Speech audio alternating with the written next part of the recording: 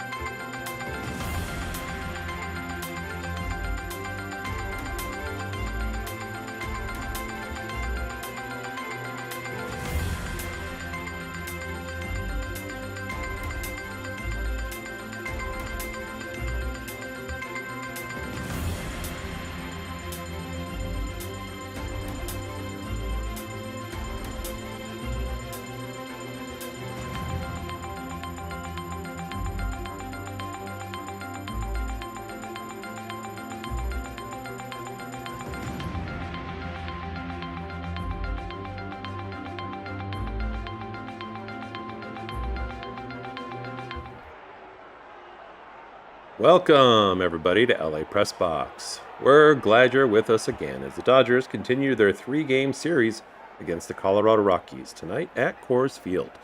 Whether you're blacked out, away from a television, following along on the road, or simply looking for a deeper way to experience Dodgers baseball, or Rockies baseball for that matter, LA Press Box is your live game companion. We've built a command center that updates statistics in real time, and it'll handle that, while we focus on the stories, the matchups, and the circumstances surrounding Game 2. And after spending much of the last couple of weeks talking about an offense that wasn't producing consistently, Monday night looked completely different. The Dodgers opened this series with an 11-5 victory, and it was not that close. They pounded out 14 hits, scoring in 6 different innings. Shohei Ohtani led the way with 2 home runs. They were actually back-to-back at bats. One of them was a 452-foot shot over the highest part of the fence in right center, although Max Muncy beat that with a 461-foot home run to the second deck of Coors Field over a right field fence. And that is actually the furthest hit ball by a Dodger this season. Meanwhile, Blake Snell continued his impressive return from his injury over those 3 months when he was gone. He struck out 9 this time, so that was 10 2 games ago and 9 last night, both of them over 6 innings each. So tonight the Dodgers are trying to turn that breakout last night into consecutive victories, with Eric Lauer facing Colorado. And Colorado throwing out right-hander Ryan Feltner. So the Dodgers right now have definitely been a mixed bag, and last night was encouraging. They entered tonight 75-51, and as they have been for most of the season, as you can see in the top left corner, in first place in the National League West. They are now 2.5 games back from the best record in baseball. But they're just trying to focus on what's in front of them, and hopefully they do a good job being disciplined at the plate and patient like they were last night early on. They got the message from Dave Roberts. Monday's victory moves them to 6-4 over the last 10 games. And that record is beginning to look much healthier, definitely, than it did a week ago. As far as yesterday goes, we'll just drill down a little bit more. The score was 1-0 after 2 innings, but then they broke it open completely with 4 runs in the third, added 2 in the fifth, 3 more in the sixth, and another in the eighth. And that matters because the Dodgers spent most of their recent slump struggling to sustain pressure from inning to inning and coordinating run production with the different hits that they have. Because, as we've said so many times, and we always see it in the pregame command center, they are top 5, at least top 10 in every batting category over the course of this season in the major leagues. So we'll see how Shohei Ohtani follows up last night's performance. And a note on Shohei, he's been throwing in the bullpen. I think today was actually a little bit more than his usual 35 pitches. And they're saying that he might, in the next week, throw some live batting practice. So we'll see how he continues to improve. There's actually a handful of things shifting in terms of pitching, so I might as well get that out of the way before we talk about matchups for tonight. Edwin Diaz, who has been a major source of frustration for many of us Dodger fans recently. Most recently, last night was probably the worst, even though he didn't blow the save. He's the one that gave up, it was either 4 or 5 hits and a handful of runs as they were trying to close out the game and had almost nobody to come in. They almost had to throw in Tanner Scott, who really should be the closer at this point. But Edwin Diaz is going to be evaluated for pain in his neck. I'm going to skip the obnoxious. No, I'm going to say it anyway. He's been a pain in our neck the last several games. And I'm not going to put it all on him. And I'm not saying that he doesn't have maybe an injury or soreness. Ultimately, it comes down to Dave Roberts. And he's been trying to force that square peg into a round hole. And Tanner Scott needs to be our closer right now. So that's one thing. Because Edwin Diaz is being evaluated and he's on the injured list, that gave the opportunity for some other pitching moves that we're going to talk about later on tonight. But Shohei on the mend, which is great. Obviously, we have Tarek Skubal in our lineup, and Blake Snell's been awesome since he's come back. As far as Colorado goes, they are 50 and 75 overall, of course, and they're bringing up the rear of this division. But they're always tough at home, especially because of the thin air and the uniqueness of this stadium. So we'll see how those things play out tonight. Tonight, Eric Lauer gets the start, and that's an interesting scenario because Eric Lauer has really struggled against the Rockies in their stadium. But the last time he pitched, he had an excellent outing. So you never quite know which Eric Lauer you're going to get.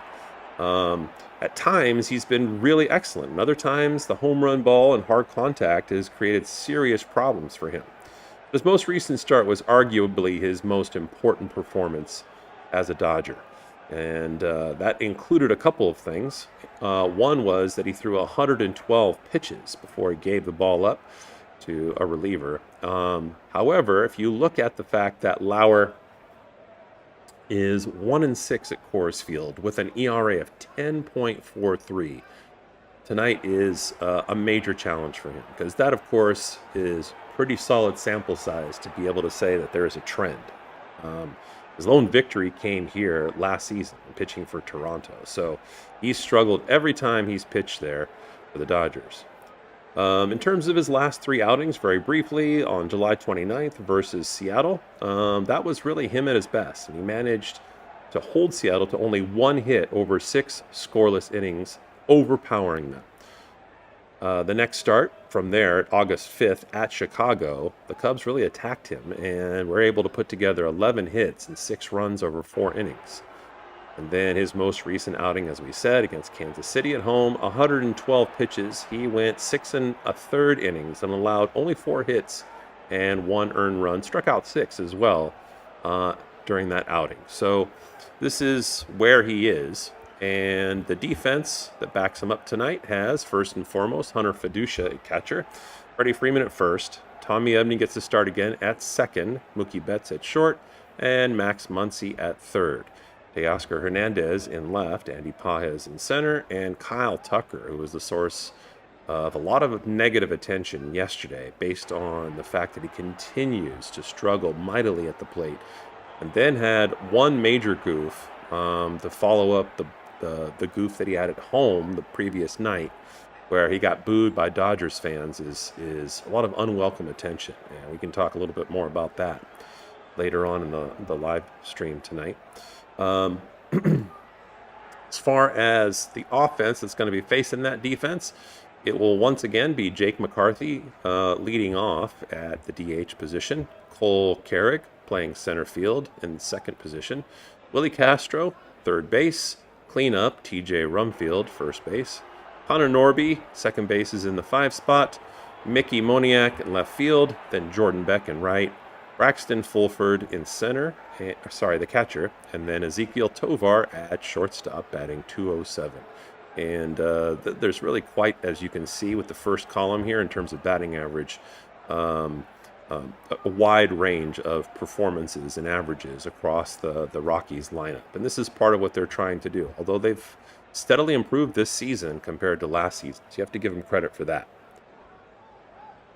Defensively, Ryan Feltner gets the start for the Rockies, and he is a pitcher that the Dodgers have already seen this season. He faced LA at Coors Field in April and gave Colorado 5 2/3 innings of 2-run baseball. and a no decision. His season since then has been much less consistent. Since the All-Star break, he's allowed 22 runs over 23 and two-thirds innings, with 14 strikeouts, 12 walks. So that now has ballooned his ERA, and if you were just looking at his ERA since the All-Star game, he's at about 8. So he's got his challenge in front of him as well. And it's hard to predict exactly how this is going to go, so that I think will make it exciting on one level. You can see the defense that backs in here that we just talked about, and as usual, see where the Dodgers on the right hand of this screen rank in the majors in terms of averages. As usual, top 10 for sure, and often top 5. They added to their home run total last night with a couple, and so that puts them at 163 home runs for the season, and that ranks them 7 in baseball for that. Here is their starting batting order. Shohei Ohtani, once again at the DH. His average moved up a couple of points last night to 285, and now he's on the verge of his 30th home run of the season, and his RBI count is at 78, puts him in the top 20 in the league.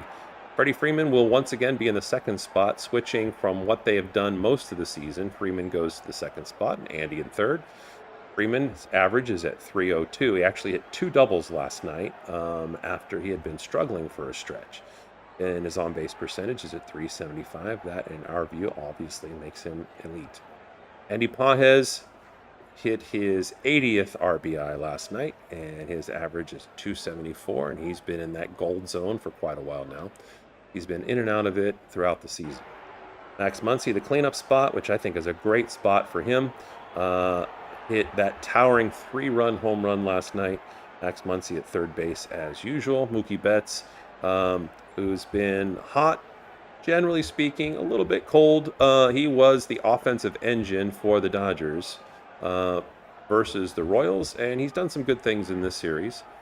Tommy Edman still kind of struggling and taking his hacks at the plate in the 6th spot, but nothing like Kyle Tucker, who, as you can see here in the first column next to his name, has a 230 average, and he's better on the road than he is at home. At home, I think he's just below 200, and he's getting all kinds of criticism, and social media included, thrown his way. Teoscar Hernandez, not a whole lot better. He's the kind of guy that, as we know at this point, who can get fooled by a curveball for strike 3 that starts in the zone and tails away from him. But he's always capable of hitting the ball a mile. And then, as we said before, Hunter Fiducia, who is batting .234, and a couple weeks ago hit his first home run as a Dodger, gets the start behind the plate. All right, we have about 2 minutes left for the first pitch, and that'll give us a minute to go ahead and have you respond in the chat to tonight's LA Press Box quiz question. And tonight there's a lot of variables here. Who is going to really rise to the occasion of being a headliner? And so the question is, what will be the biggest key to this game? Type 1 in the chat if you think it's star power. Obviously, Shohei Ohtani and a couple of other people on the Dodgers staff qualify as stars. But that really is geared towards batters more than it is the pitching staff. No disrespect to Eric Lauer. If you think it is the starting pitching that's going to determine the outcome and be the biggest key to this game, type a 2 in the chat. If you think it's the bullpen, type 3. And if you think it's defense, type 4. That's one of the things that was kind of good if you're a Dodger fan to see last night. The fact that they made some outstanding defensive plays, the ones that we've kind of come to expect from them. And there were a couple of defensive plays by the Rockies that were very suspect. So 1 in the chat if you think it's going to come down to star power, 2 if you think starting pitching, 3 the bullpen, and 4 defense.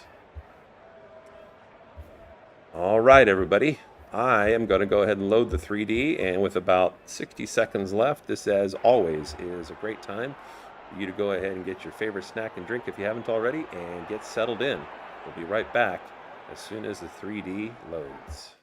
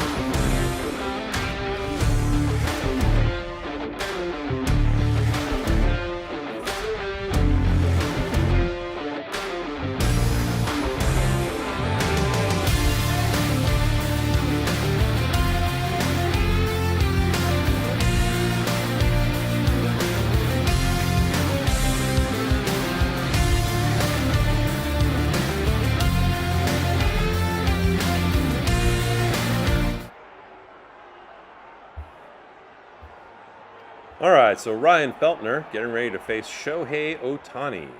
Feltner's pitched in 18 games this year, and he's got an even record and an inflated ERA since the All-Star game.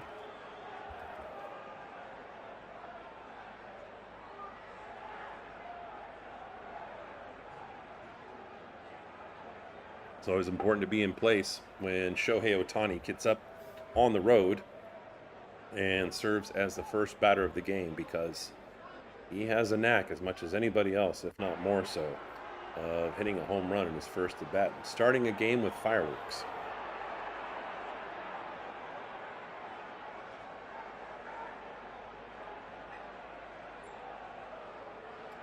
Rockies wearing their white pants with their purple and black game jerseys, and the Dodgers wearing their road grays, as they always do pretty much.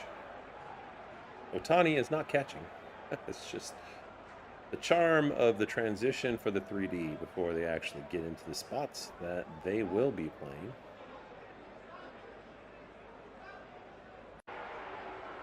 Ohtani with 29 home runs so far this season.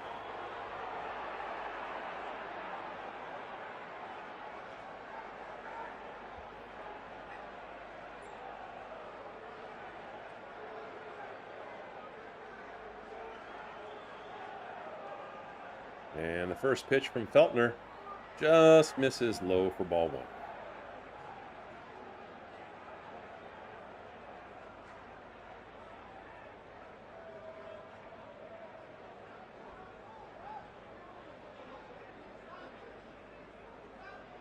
Next pitch.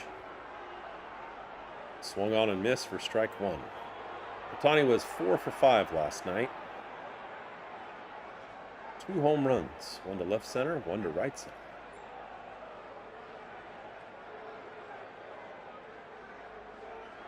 And that one, Ohtani swung and missed over the top of with his eyes closed.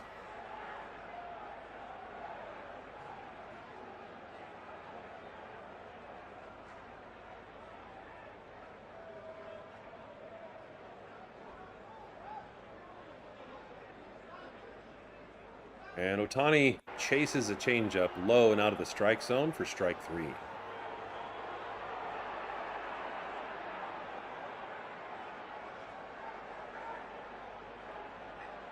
So Freddie Freeman comes up in the 2 spot, and he's had success against Feltner. He's batting .429 against him.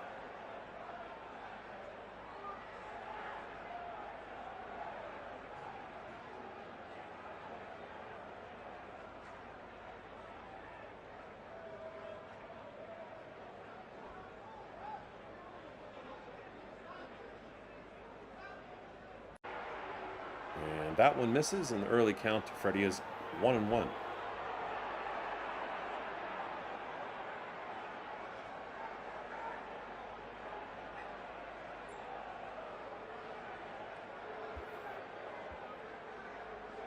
Pitch lined over the outstretched arm and jumping body of the second baseman, and Freddie Freeman starts with a hit and pushes his .429 average even higher against Feltner. And that'll bring up Andy Pages. Normally it's Pages second and Freddie Freeman third. But there's a chunk of games this year where Roberts has flipped him. Excuse me.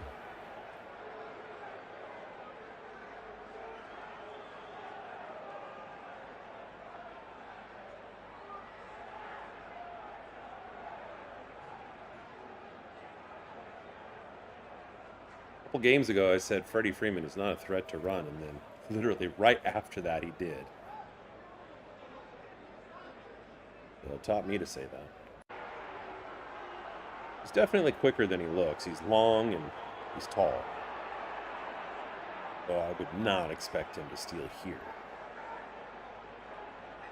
And that one just misses outside, and the count to Andy is 2-1. You can also see the count and the strikes and who's on base in our command center, built from the ground up in the top left, guys. You can see that there is a gold highlight on first base, and that is a result of Freddie Freeman singling to right field. Shohei Ohtani, if you just joined us, struck out on 3 straight pitches, but was on fire yesterday. 4 for 5 with 2 home runs.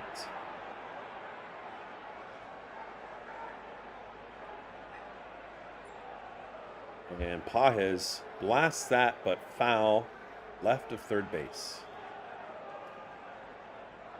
And if you're joining us for the first time, welcome. LA Press Box has a number of features here that we use to try to be your live game companion. And the 3D gives us some opportunities to be able to spin around and see exactly what the players are doing with this amazing live feed that shows what they're doing in the game. So if you have a request for an angle or something you want to see as Feltner throws over to first, let us know in the chat.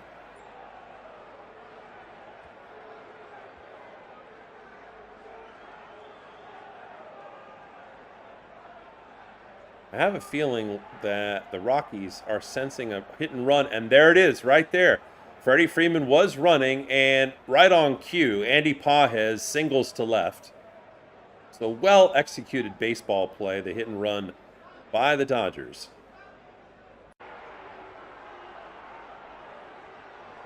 And now they have runners at the corners. Only one out,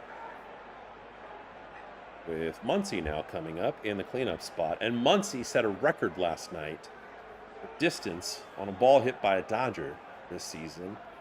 He hit that ball 461 feet into the second deck behind right field.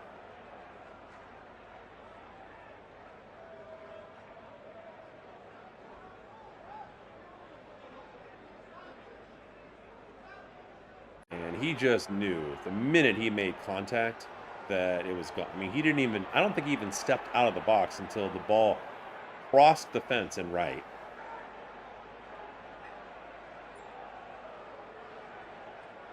And Muncy pops this one up really high and foul.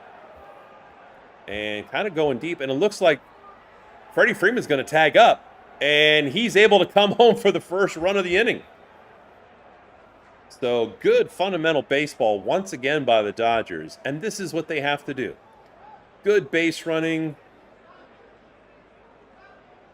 Good job communicating with the third base coach. And pretty good patience and discipline early on in this game, the way that there was last night. And, of course, the Dodgers used that to score 11 runs. So now Mookie Betts comes up.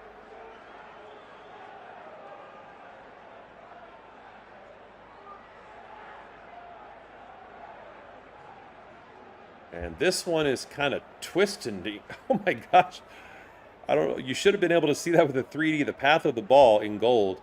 But Mookie Betts looks like he hit the ball right on the tip of the bat. And I've done this, and if you've ever played baseball, put in the chat, yes, it's happened to me too, if it applies to you. But if you hit the ball right on the edge and it just makes it spin this way, it can curve. And it looks like that's what happened. It started foul, and then it curved in fair. And wherever the ball is before it gets or by the time it gets to first base, that's what matters. So the Rockies wisely picked it up before it rolled back foul, although I don't think it probably would have. And they were able to get Mookie out on that one. But the Dodgers strike early, and they do so with a couple of hits and good base running by Freddie Freeman, as well as well-executed hit and run by the Dodgers to get him to third in the first place. So we're going to go to the bottom of the first, and the Dodgers already on the scoreboard.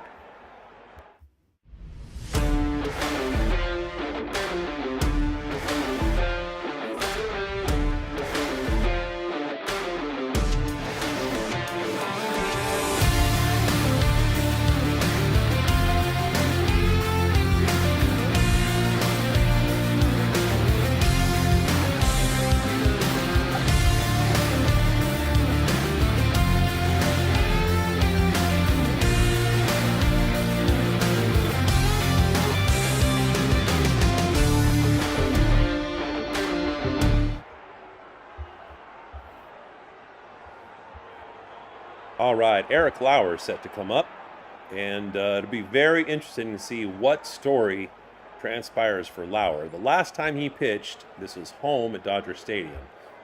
He had the highest pitch count of any Dodger pitcher, and it was actually a good thing because he pitched well. He pitched 112 pitches in that game, and only gave up a couple of hits. But he has a 1-6 record against the Rockies here at Coors Field. So something's got to give. And he starts by facing McCarthy in the one spot.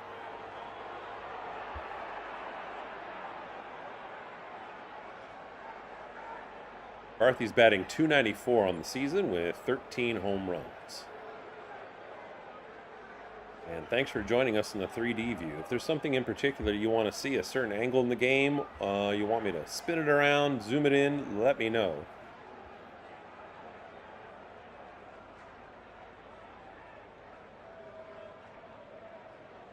But Lauer is behind in the count early. He's already facing a 3-0 count to McCarthy.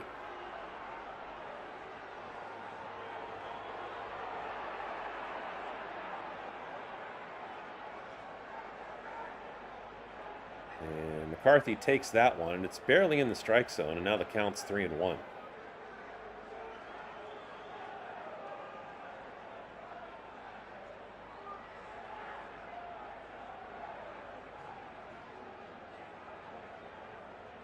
So the 3-1 pitch from Lauer to McCarthy, and it is lined cleanly into right field for a base hit. So the Rockies already have a runner on base and nobody out. That'll mean Cole Carrick's going to come up, who's batting .286 on the season. Had an uncharacteristic error last night in the game, although the game was well out of hand. Ball came to him in center field and just bounced off of his glove after it already landed its base hit.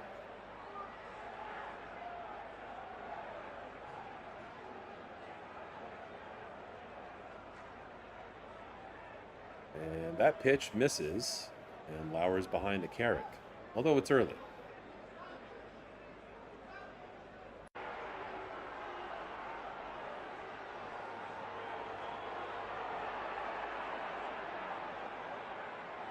And already the charge trumpets playing at Coors Field through the PA system. Carrick swings and fouls that one, and it evens the count 1-1.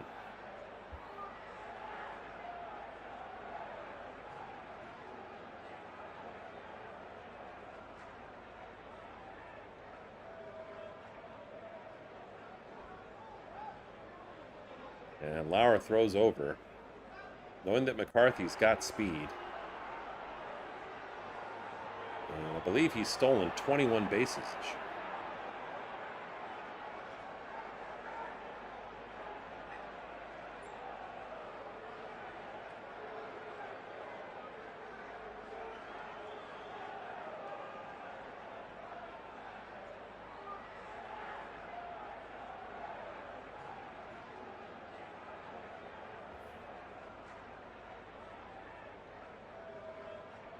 And looking over there at first, McCarthy's got an interesting technique. Carrick squares up to bunt, but he fouls it back. So now the count's 1-2. Take a look over there. See if McCarthy's getting a bigger lead. Didn't go last time, even though Carrick squared around him. Sacrifice bunt.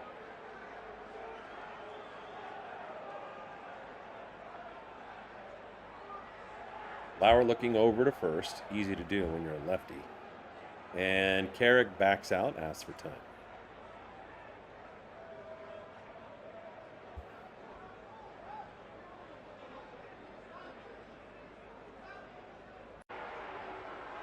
McCarthy jumping out there, but still not quite at the first cut of the grass.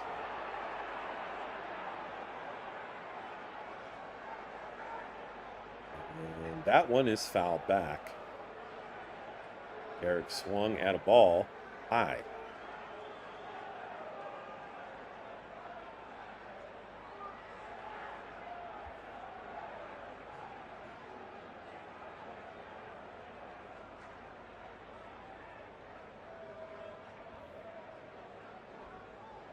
Oh, and there goes McCarthy, and Carrick tries to execute the hit and run the way that the Dodgers did in the first inning, but not able to do it. Made contact, though, did not strike out. The count remains 1-2.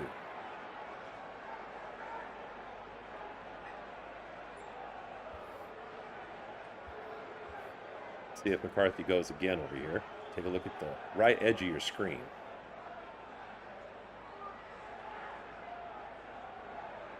Leans back, and he's going. And the ball, but Hunter Fiducia, the catcher, does not throw down. They just let him steal, that's odd. They don't even make an attempt. The Fiducia does not have a terrible arm. He doesn't have a cannon, but still. So the Dodgers, who too often let people steal on them, let the Rockies get another. That one's fouled off to the left, and the count is 2-2.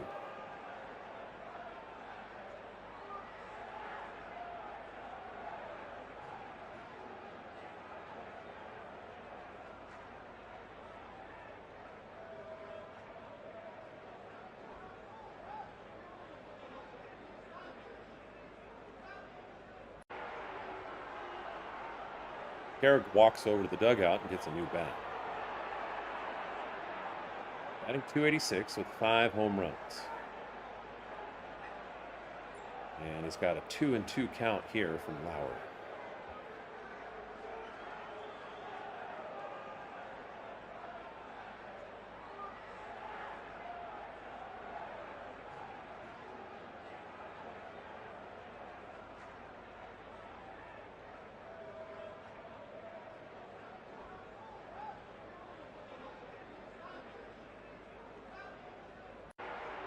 And Lauer steps off the mound, steps off the rubber, looks at second.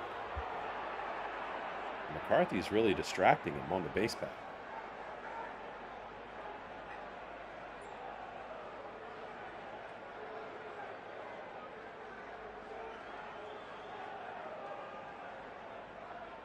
And this one is singled to right. It's going to be in right center, and they're going to send home McCarthy, and I think he's going to score pretty easily. Yes, he does. And in addition to that, Carrick has a stand-up double.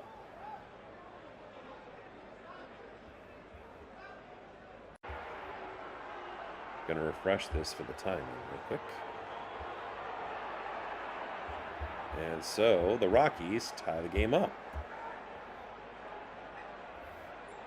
And so now Castro comes up, who's batting .262 on the season, 13 home runs. And Lauer has another runner at second to have to worry about.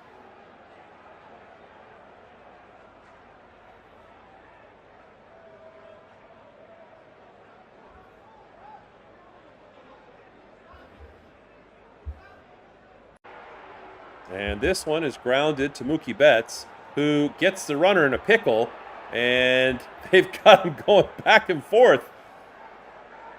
And they're able to get him tagged as Mookie falls down. But a good job by Mookie recognizing that the runner was running prematurely. And good teamwork between Mookie, Max Muncy, and Tommy Edman.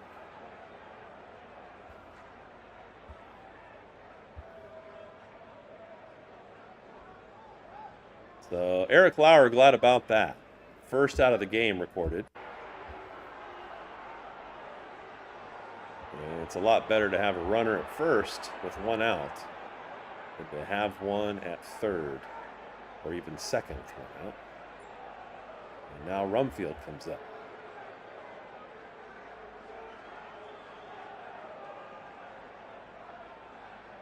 Rumfield is batting .291.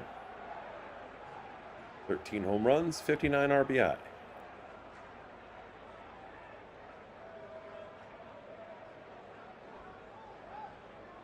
And that one misses outside.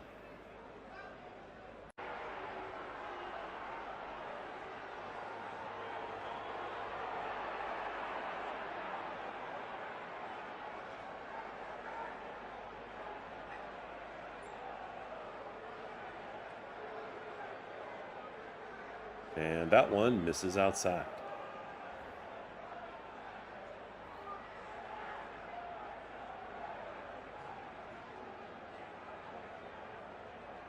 Howard's already thrown 19 pitches. He's not even through the first inning. One's in there for a strike, which is the outside edge of the strike zone.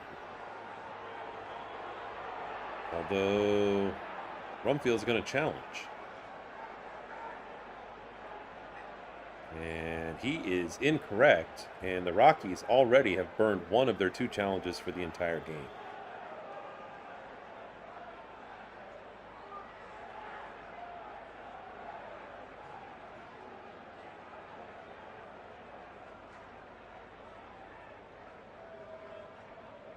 We've seen enough of these scenarios for the Dodgers where they've challenged early and then really wish they had challenges left late in the game. But they haven't done that recently. The Rockies did yesterday. And the game was still in doubt, somewhat in doubt, in the middle. There were some times where they hoped they could have challenged, but they were already out of their challenges. They had mistakenly used them early in the game. And that one is fouled back to the screen.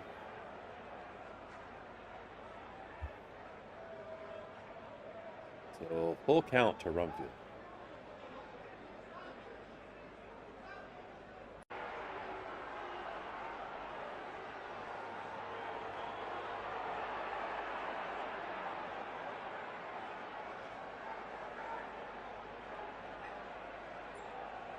One the score.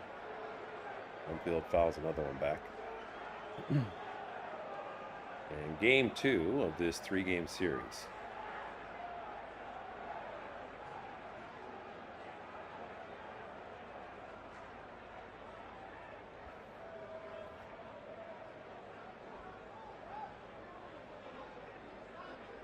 Next pitch on the way from Lauer. And it's in there for strike 3. So his first strikeout of the game.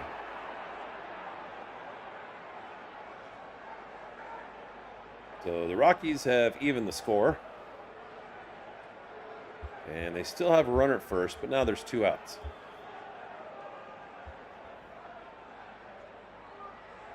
So Connor Norby, the second baseman, comes up. And he's only batting .204.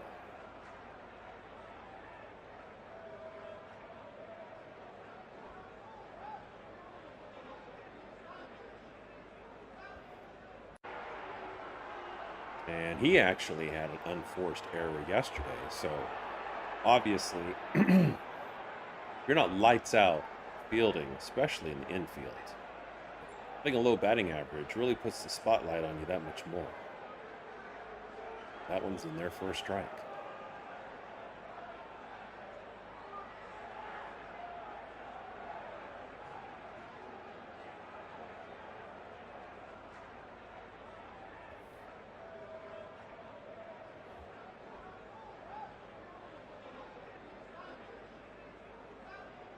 And another runner is trying to steal, and Hunter Fiducia does not get his feet underneath him.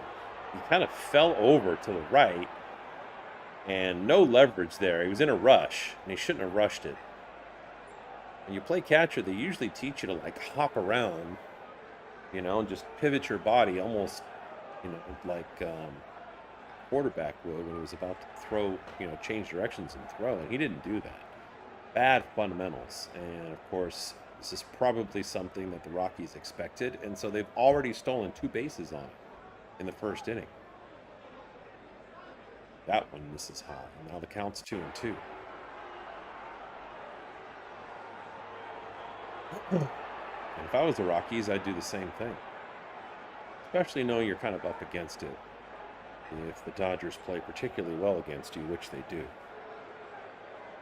In fact, the Dodgers in the recent past have more wins over the Rockies than any other team in baseball over another opponent.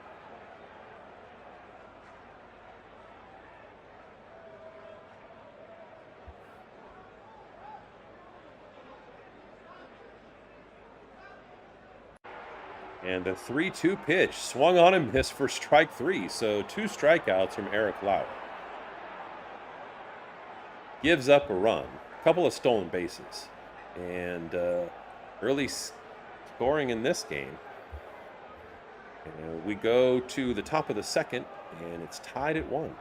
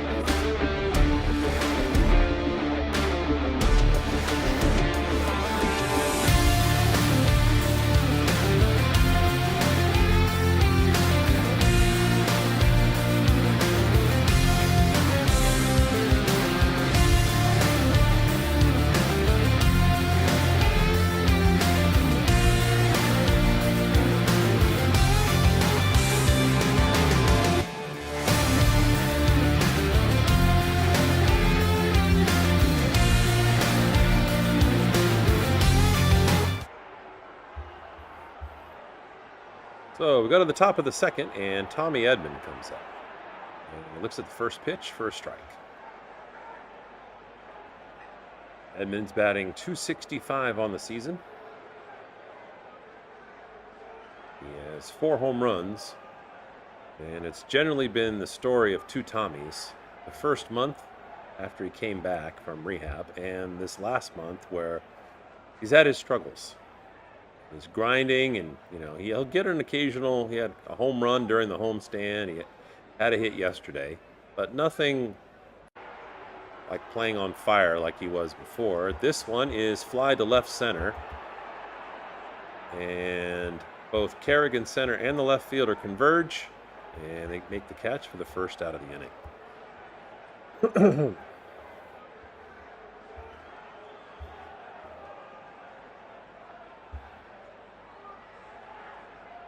And Kyle Tucker comes up, the 4-time All-Star, who has struggled at the plate mightily and also struggled with some key plays in right field recently. Swings and misses at that one.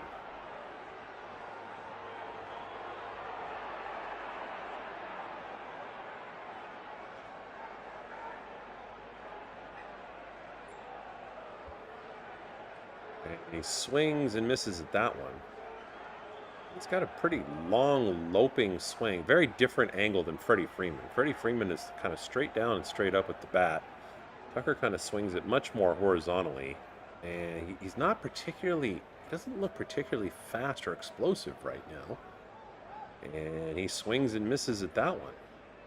And 2 of those pitches were well out of the strike zone. He just looks like he looked like he was sleepwalking on those swings. So now Teoscar Hernandez coming up. Teo's batting .247 on the season. He was out for a stretch with a hamstring injury. Looks at that one right down the pipe for strike 1.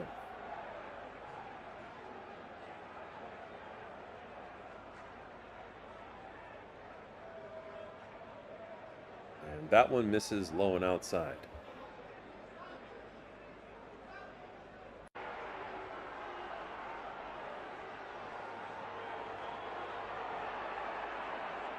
And that one is high and inside, and Teoscar spins away from it.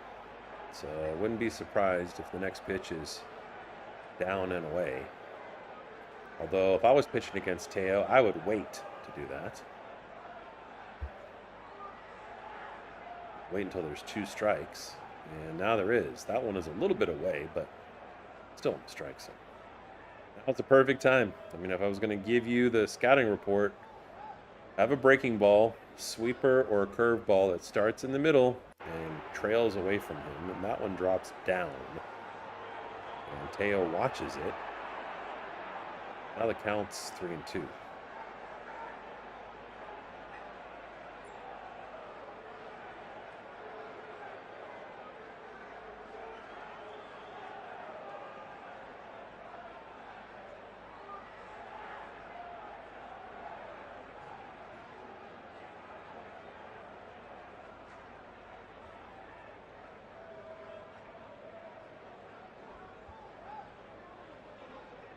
And this one is hit very deep to center field.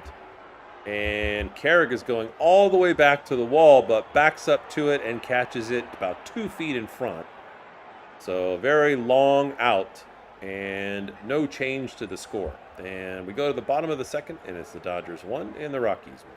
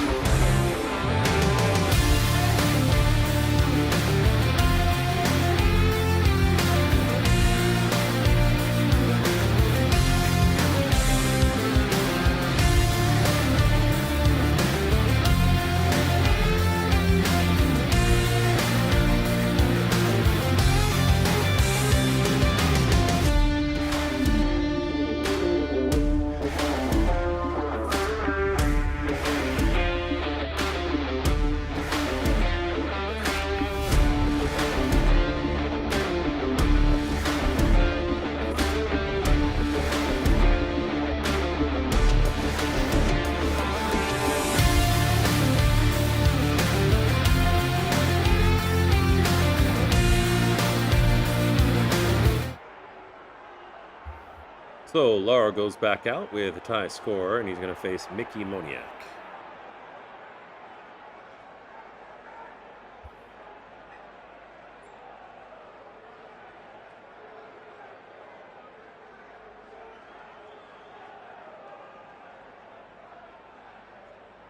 Moniak was a first rounder drafted by the Phillies.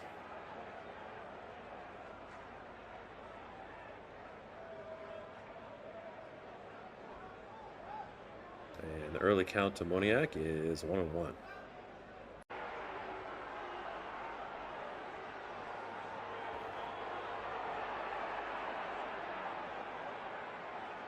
And this one is popped high, going to center. Nope, sorry, left field. And Teoscar Hernandez is under that and makes the catch for the first out of the inning.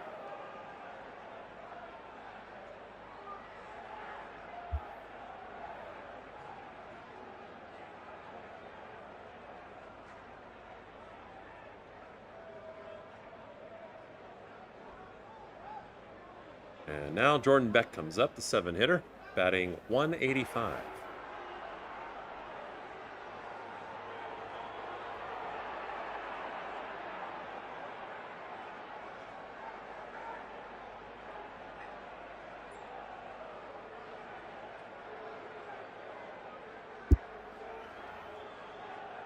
And he fouls that one off, and the early count is 0-2.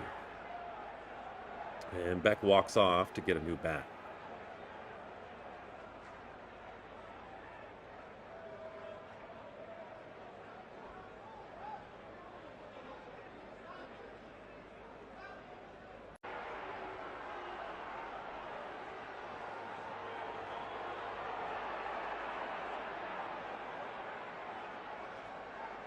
Back with a 185 average and 1 home run.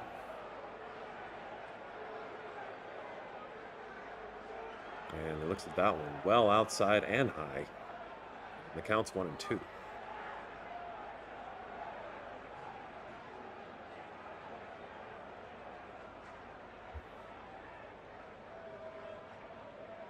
And Lauer gets back swinging on that one. And his third strikeout.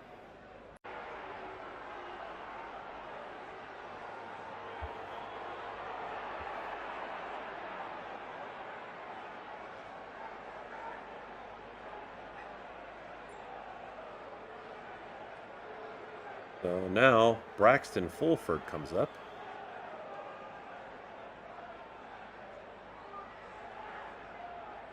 Added to the roster recently. And only batting 177 with 1 home run.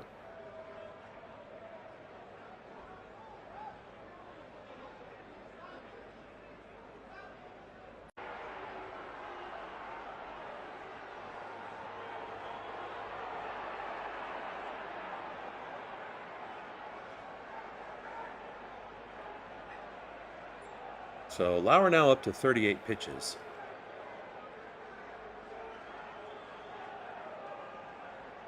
And this one is outside, and the count is 1-2 to Fulford.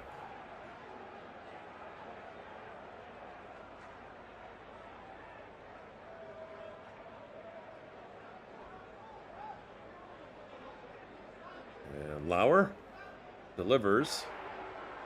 And pitches a little bit high. Fulford kind of chases, hits it on the skinny part of the bat near his hands, and fouls it back, but out of play.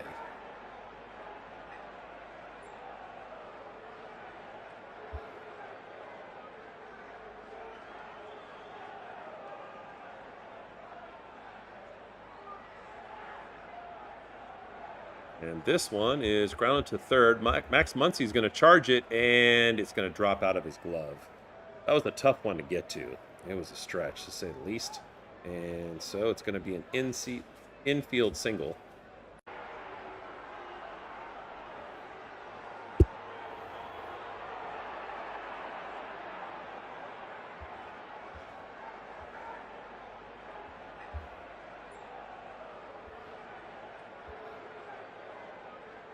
And so with 2 outs, Tovar comes up. And a runner on first. Ezequiel Tovar is batting 207, so really some struggling hitters in terms of average and power at the bottom of the Rockies lineup. And Tovar swings and misses at that one. And the count's 0-1.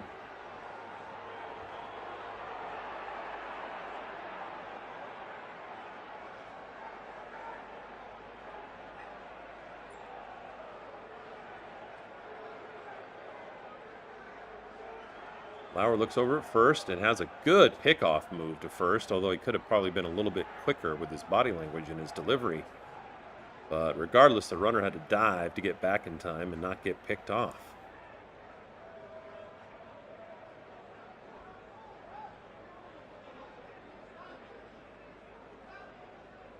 And this one is flied to left center, and Andy Pages waves off Teoscar, makes the catch, and 3 away. At the end of 2, we are tied at 1.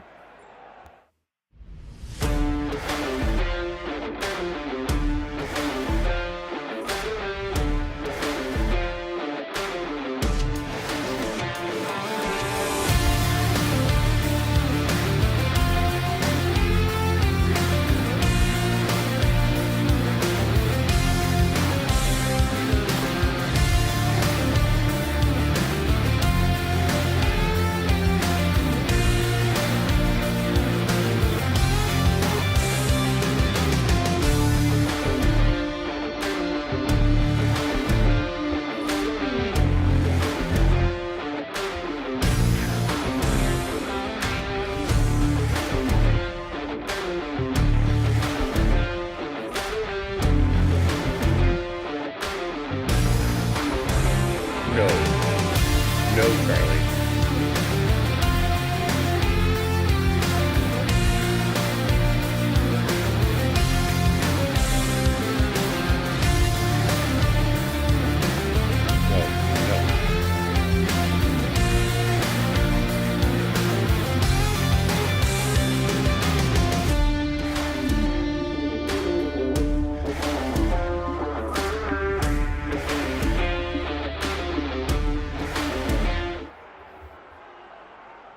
So, Hunter Fiducia is set to come up. His first at bat, and Shohei Ohtani on deck. Shohei struck out his first at bat today, 3 straight pitches. Shohei was 4 for 5 yesterday with 2 home runs.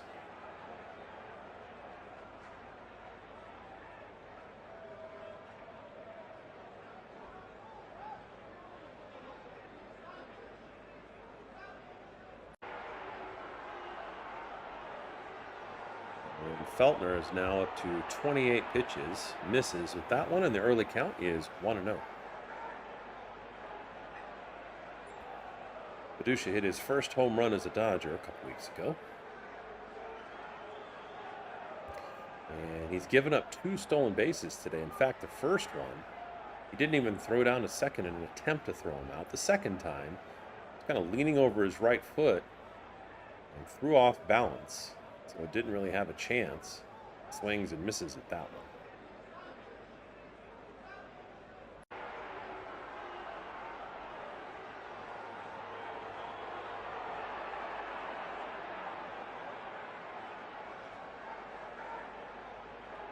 That one misses inside, and the count is 3-1. So Fiducia's got a favorable count. And he's facing a pitcher whose ERA is about 8 since the All-Star game. And he lets that one go high for a ball. And that'll bring up Shohei Ohtani. If you're joining us for the first time, welcome to LA Press Box. Give us a like.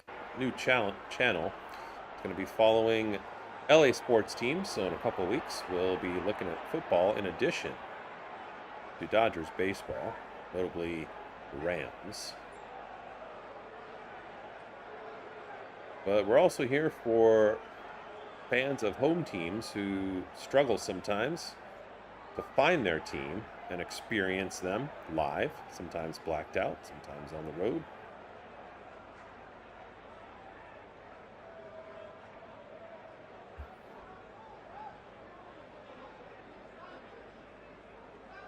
And this one is a towering shot from Ohtani. It could be another home run. Is it 3 in 2 days?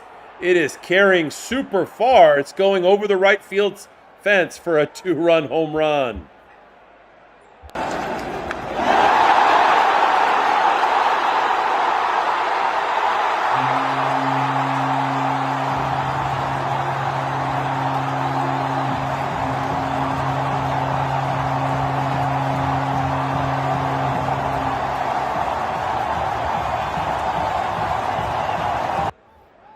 And if you just joined us, it was barely in time to see that.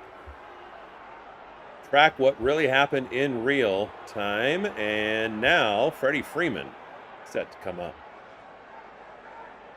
And I'm just trying to see the replay to see how far that was gone. In fact, it was kind of the same spot, almost the same spot of his second home run yesterday that traveled into the Dodgers bullpen and saw Kyle Hurt go and catch the ball with his glove, and then after he did, jump up and down like a little kid that just got a great souvenir, which I guess he did. But this one was even higher and further, although not quite as far as Max Muncy's home run yesterday, which set, I guess you could say, a record, at least the high water point for a Dodger. It was the furthest home run hit this year at 361 feet. So now Freddie Freeman comes up, in the second spot today, and he's 1 for 1.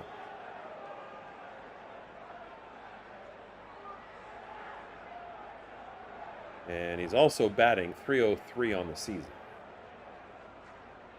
And Feltner struggling now, not just giving up the long ball, but throwing more balls.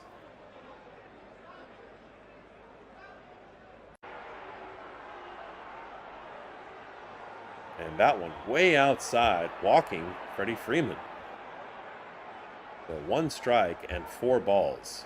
And justifiably so, the Rockies are going to have a little meeting of the minds on the mound.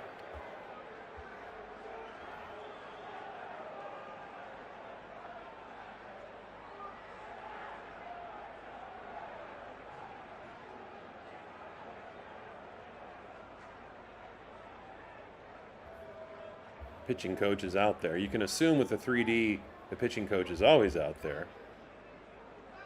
Just don't use trackers for the coach. If you have a player that has English as a second language or any other native language besides English, they'll also send out a translator. No, you won't see that either.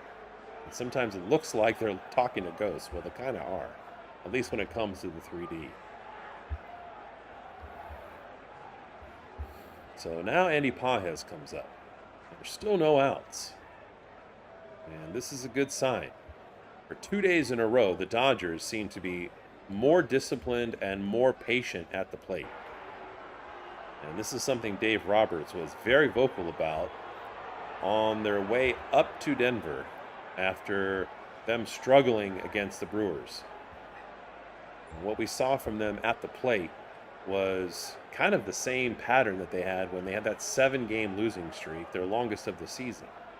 That was batters chasing balls outside the strike zone, trying to do too much, rather than putting the pressure on the opposing pitcher.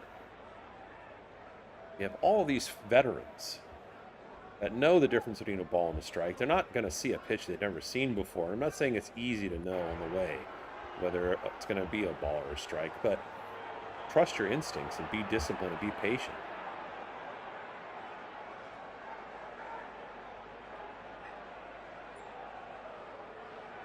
And that one is fouled left of third base. And brings the count to 1-2. So the good news is not only is Shohei Ohtani back, although he's been stringing together a lot of base hits, but now the power is there. The early reports today were that he might be throwing live batting practice soon as Andy Pages hits this to left field and it's caught there without any trouble.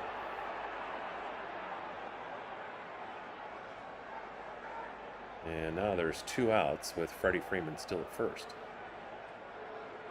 Max Muncy coming next and batting in the cleanup spot, number 4. But Shohei throwing more than his customary 35 pitches in the bullpen today. And I had kind of given up on the prospect of him coming back to the starting rotation, but I heard it directly from Dave Roberts' mouth that, yeah, you know, Shohei's making progress. Oh, you do? You got Feltner?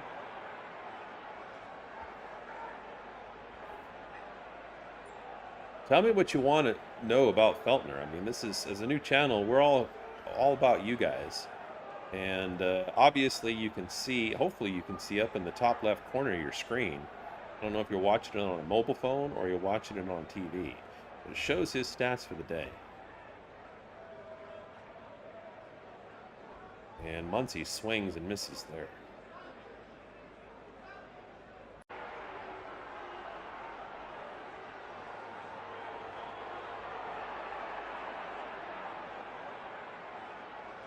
Only 1 out. And Freddie Freeman at first.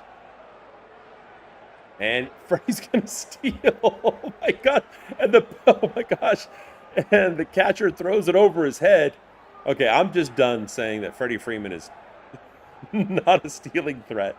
Because I've said that more than once in the last week. He kind of proved me wrong with a hit and run scenario a couple of games ago. Then he did it again this game. And this one, he just straight up steals the base.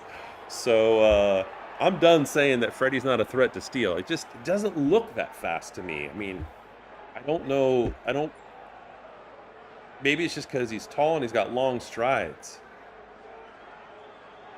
But now the Dodgers have a runner at third in scoring position, but Max Muncy strikes out.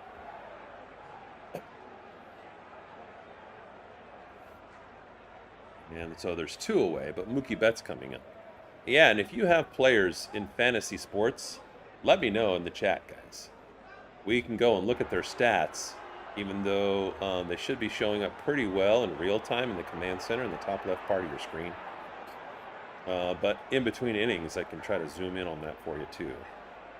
In a couple of weeks, when we start to straddle time between the Dodgers and LA Pro football.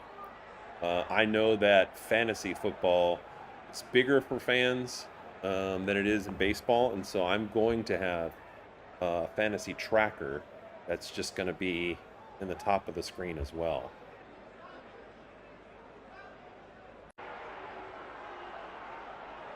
Now, this is not one of those pitches where I say, go ahead and let it hit you. I've said that many times, that if it's anywhere near your head, get the heck out of the way. And that one gets fouled back. And after a couple of dramatic balls thrown to Mookie Betts, count is now 2-1.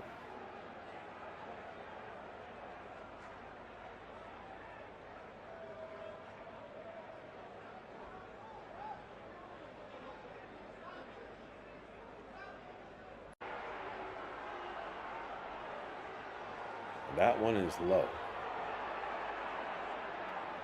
3-1 to Mookie Betts. 0 for 1 today.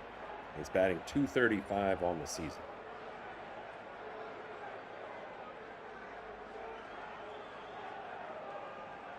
And this one is flied high, but it looks like right field's going to be able to run over and make the catch near the foul line, and Beck does exactly that. And so 3 away. But Shohei Ohtani with another home run, a 2-run home run in this case, pretty much to the same spot of his second home run yesterday. And we go to the middle of the third, and it's the Dodgers 3 and the Rockies 1.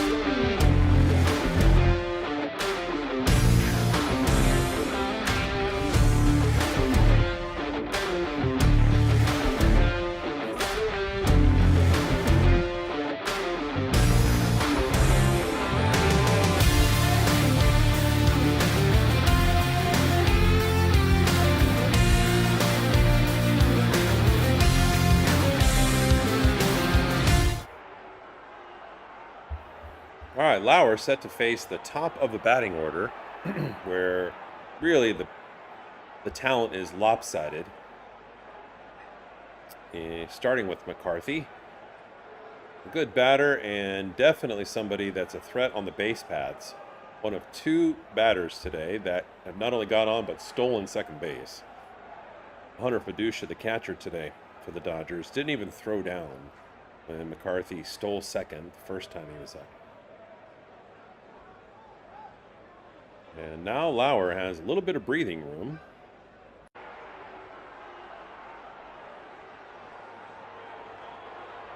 And he gets McCarthy to swing and foul that one off for an early count of 0-1. McCarthy had a single the first time.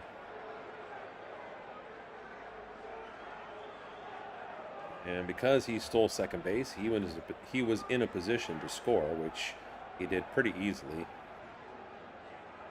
After one of his teammates singled in behind him. Fouls that one off, and now he's in a hole 0-2.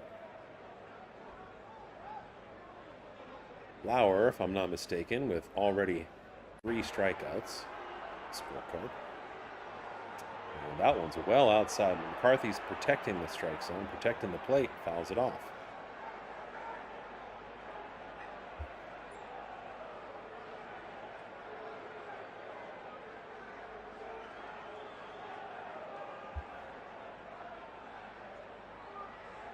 And another swing from McCarthy, and this one's going to be kind of in no man's land. Edman going back, Mookie Betts going back, and it looks like ultimately it's Andy Pages. He's got a lot easier time running up than infielders running back. So the catch made and 1 away.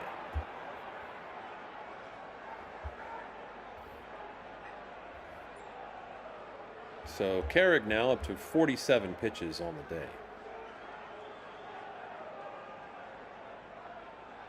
And that one is curving foul after Carrick makes contact. And the count's 0-1.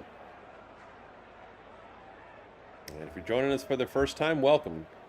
Help the algorithm discover us by giving us a like. And if you're rooting for the Dodgers, put a 1 in the chat. If you're rooting for the Rockies, welcome. Put a 2 in the chat. Another foul by Carrick. The count's 0-2. Carrick is 1 for 1 today. Carrick's batting .289 on the season.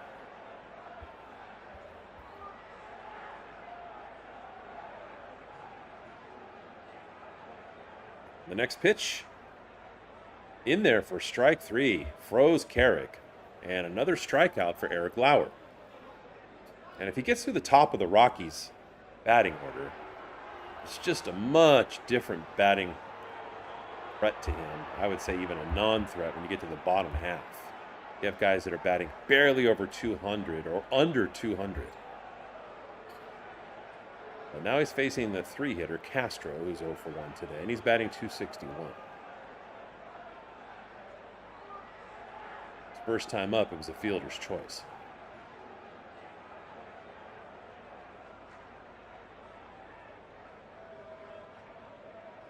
That one fouled back. Counts 1-1 to Castro. 2 outs and nobody on. And Lauer's starting to look like he's getting into a rhythm.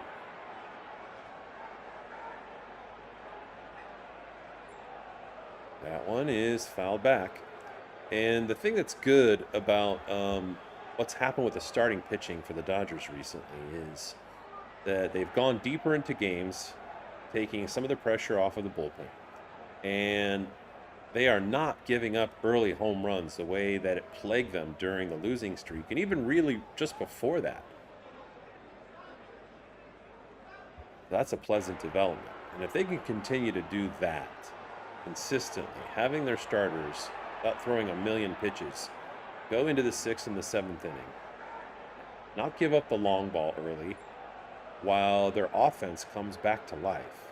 That's the kind of Dodger team that we're used to seeing if you're a Dodger fan. This pitch misses well outside and high. Now it's a full count.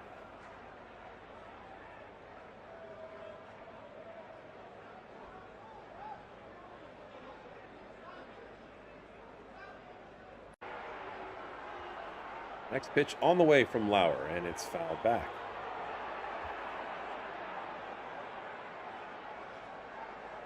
Castro with the armor on. 3D is definitely showing him have a hefty elbow guard. Got the shin and foot guard too. And good eye by Castro, looking at that one inside. That results in a walk. So 2 outs, the Rockies have a runner on.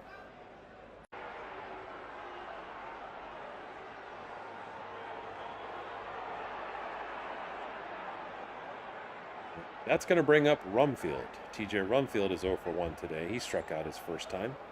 He's batting .291. Look over here at first base and see what kind of lead we have.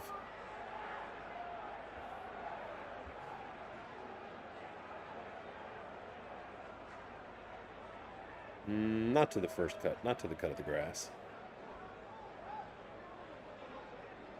And Rumfield slices that one foul to the left.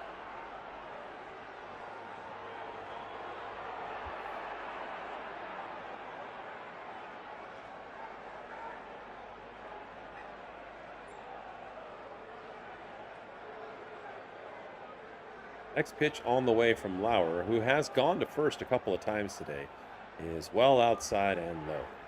Counts 1-1. He almost picked off one runner the last inning.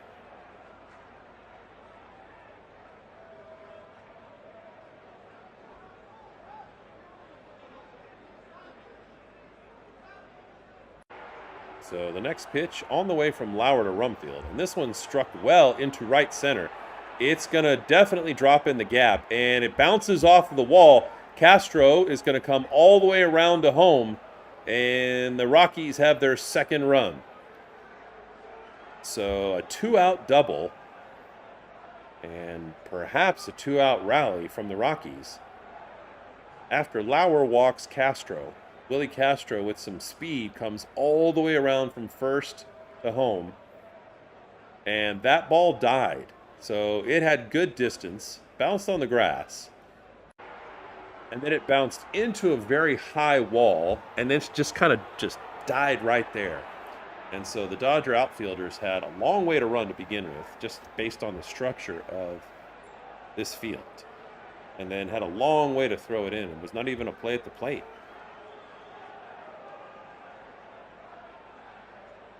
So now Rumfield's at second with a stand-up double. And Norby comes up, who's 0 for 1, and he's only batting .203. And this one is grounded in the hole, and it's going into left center, and Rumfield's going to score now.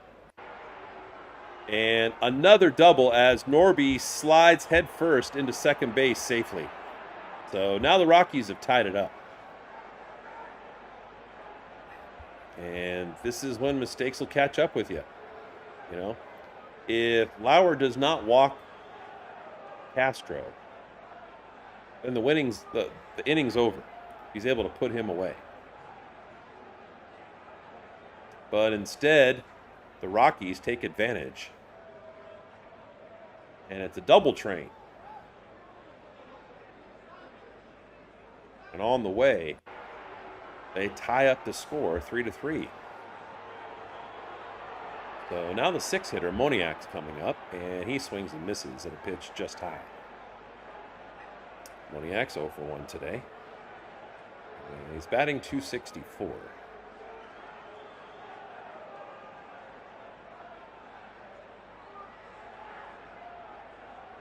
he swings and misses the next one as well, 1-2.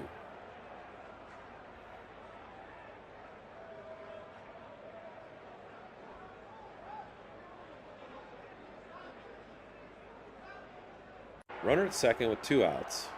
The damage the Rockies have done has been with 2 outs this entire inning. And this one is fouled. I think it's popped up foul and a fly over by Max Muncy, who catches it for the 3rd out of the inning. But unfortunately, when he was on the verge of closing out this inning, Lauer gives up a walk and then a couple of doubles. And just like that, we are tied once again. And at the end of 3, the score is 3-3.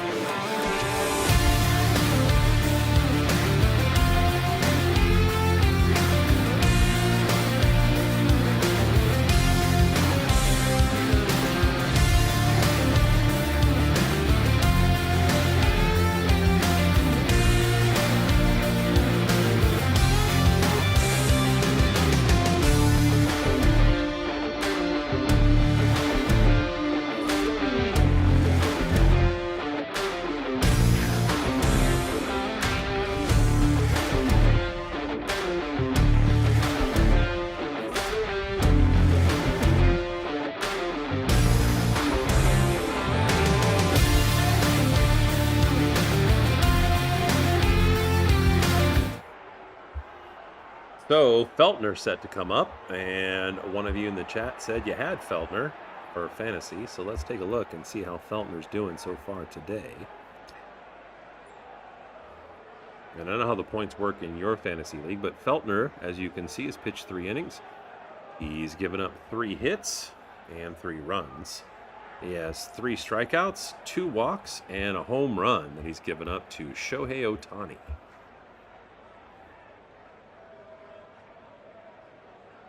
He's going to start this inning by facing Tommy Edman.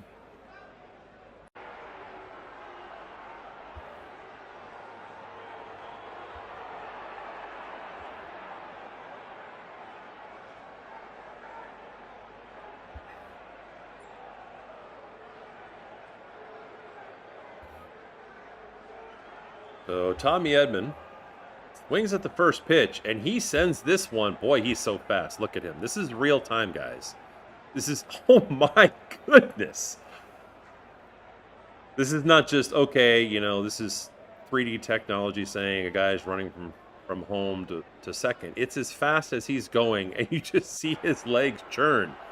But you see why this is such a hitter's park, because you hit it in the right spot like Tommy did. It just rolls deep, and it's really hard to get to at the dimensions of the park if you're in the outfield.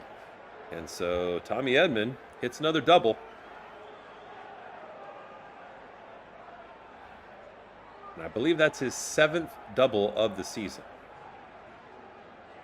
And he's definitely got the speed to be able to score here, but unfortunately for Dodger fans and for Kyle Tucker's up.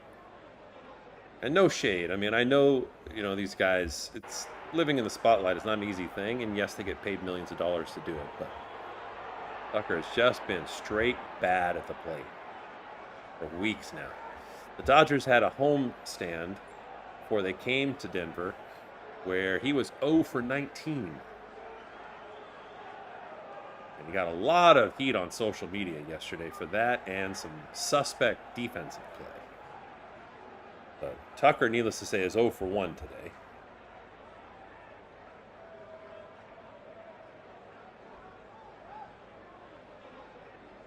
And he swings at one that's inside in the strike zone. It was a ball, but he blasts it in the perfect spot, and it gets stuck in the corner. And Tucker finally gets a hit. I think he was 0 for 28 until he hit that double just out of reach of a diving first baseman. Then it bounces off the wall and caroms back into play. So needless to say, it took plenty of time for them to round it up in the outfield. And this is a tough place to play defense if you're an outfielder. And Tommy Edman came home with no problem. So now the Dodgers have a lead of 1 run. And Teoscar Hernandez comes up, the 8-hitter.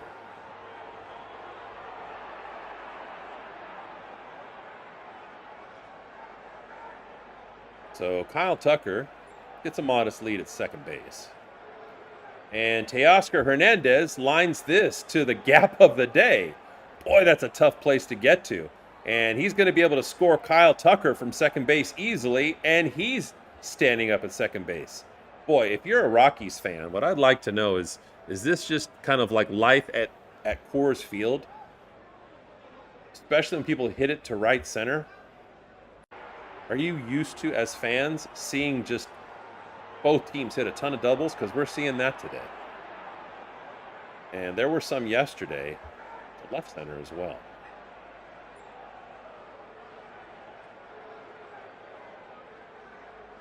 So Fiducia would love to join the doubles party, but tonight so far he walked and he scored a run.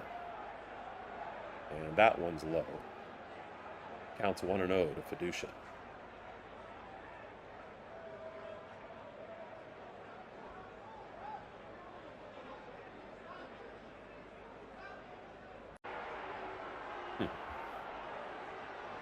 And Fiducia tries to bunt here, but does not do so successfully. Boy, and they show Kyle Tucker in the dugout, just like a big relief grin, if you will.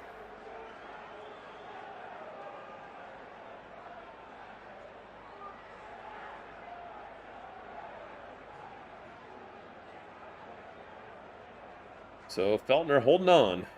Already given up 5 runs, and that one's inside. Now the count's 2-1. And nobody out. With a runner at second, and you know who coming up next. Last time you know who was up, hit a Godzilla-type home run.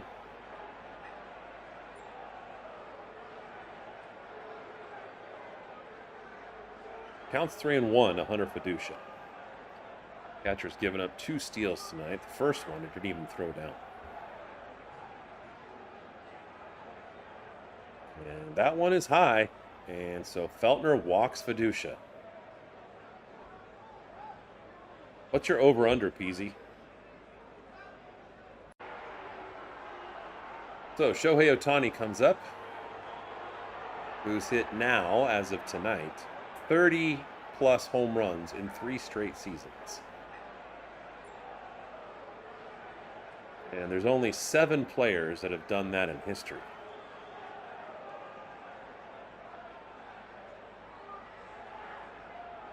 That's for the Dodgers history. And Ohtani started with strikeout, his first at bat. First 3 pitches did not look good. Looked the complete opposite the last at bat.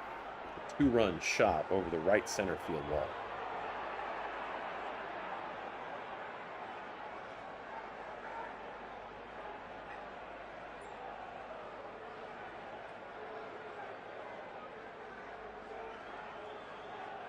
So Teoscar Hernandez at second.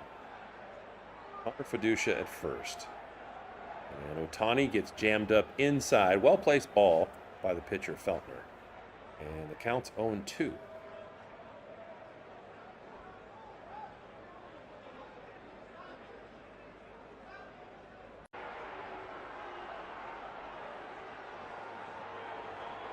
Next pitch from Feltner. Inside, 97-mile-an-hour fastball to Ohtani. But he's able to make contact, although he swung at a ball.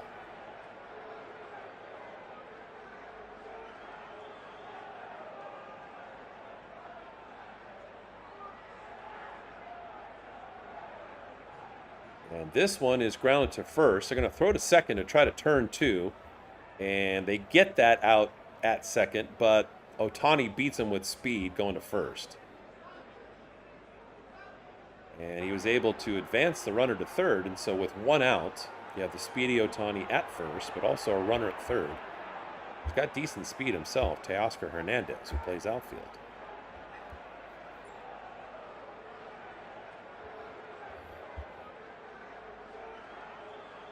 So Feltner still got some work in this inning. And Freddie Freeman comes up, batting in the second spot today. He's already 1 for 1.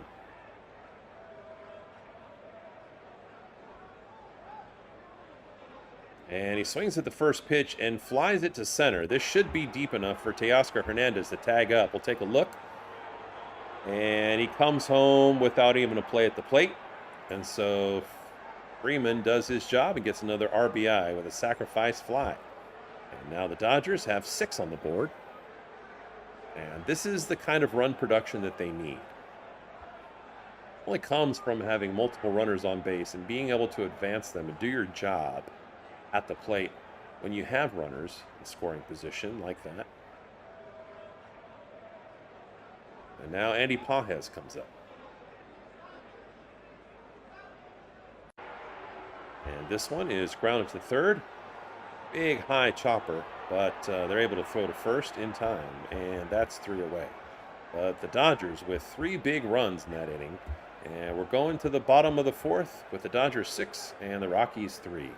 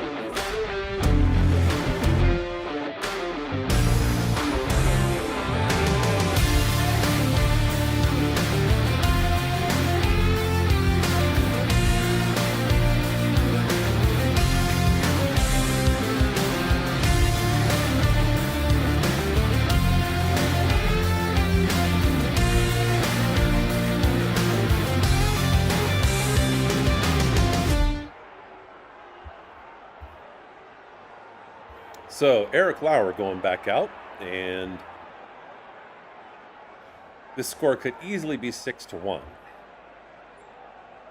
But of course it's not, and it doesn't matter that it was close. With the last inning out, Lauer, with 1 run on the board for the Rockies and 2 outs, walked a runner, Willie Castro. Then the Rockies strung together a couple of doubles. And it's been a day of doubles, especially to the right center field wall. So now Beck comes up. And he tries a surprise bunt, but Max Muncy's all over it. And he's able to get it on the run and throw to first for the out. Ball got there a full stride ahead, and there's 1 away. So now the 8-hitter, Fulford, comes up, who's 1 for 1. And the bottom of this lineup is very different than the top. Fulford is batting 190. Looks at that first pitch for a strike.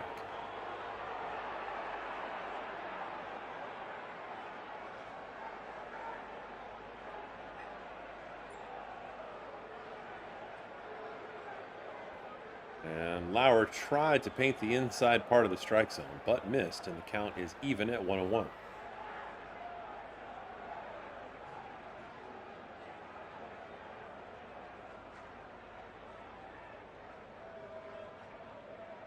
And that one misses. Now it's 2-1.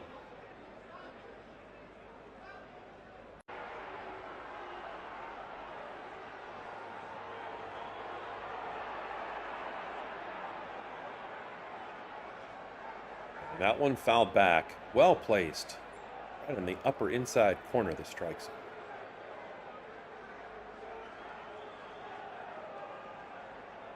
And so the count's 2-2 to Fulford.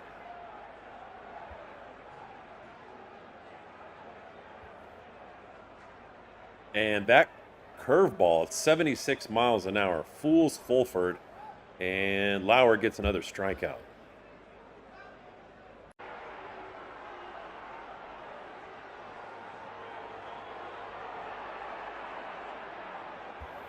So Ezekiel Tovar comes up.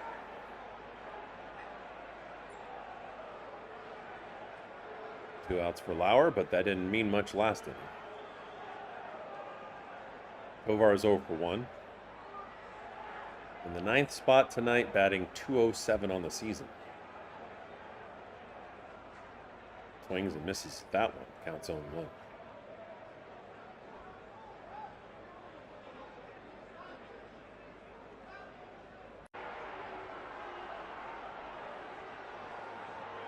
Pitch on the way from Lauer to Tovar, and Tovar slaps this one. It gets a little bit of distance, but it's going to slice foul and out of play.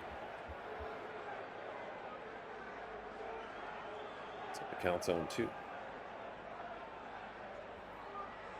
haven't heard, Emmett Sheehan has been activated for the Dodgers. Was temporarily in the minor league, so he sent down to AAA in Oklahoma City. And Sheehan is back with the Dodgers because Edwin Diaz, who's really had fits as a closer, is on the injured list now. He's reported to have some neck pain. He's been a pain in the neck for Dodgers fans. No offense. And Tovar swings and misses for strike 3. So another strikeout for Lauer. And that's a much more encouraging outing, that inning, for Lauer. And at the end of 4, it's the Dodgers 6 and the Rockies 3.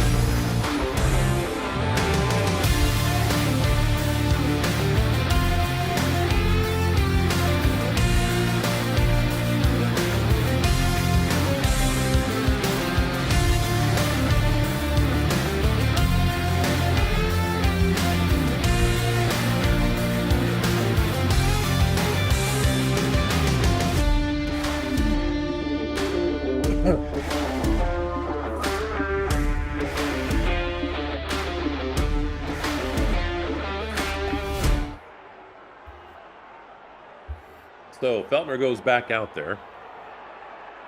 And there's been fireworks, as there often are at Coors Field. It is known as the Hitter's Park. Max Muncy comes up, who hit a home run yesterday, 361 feet, the longest home run of the season by any Dodger.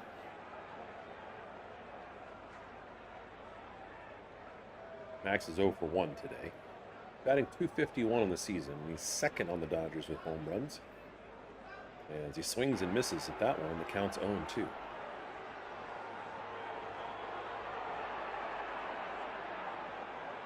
Back and forth, this game has gone.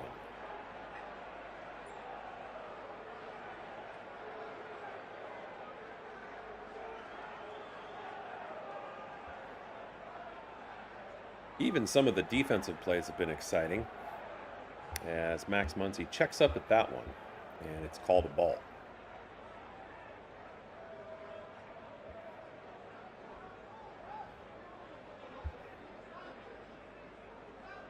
This one is grounded to second, and the second baseman dives, backhands it, and throws to first in time. And one away. The right side of the infield and the outfield, especially right center, has been very busy today. And now Mookie Betts comes up, and as you can see with the 3D, the defense shifts to the left where Mookie Betts is standing.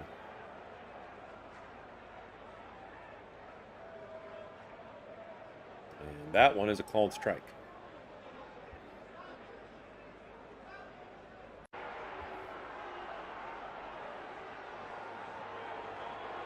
And this one is chopped to third, picked up, and Castro throws all the way across the diamond. Good, strong arm. And in time for the second out.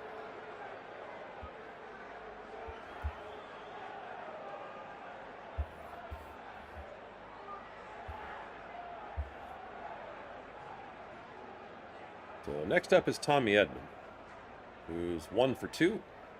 And the last time up hit a double. And his speed was on display. Man, his legs turn over fast. That's the first pitch for a strike.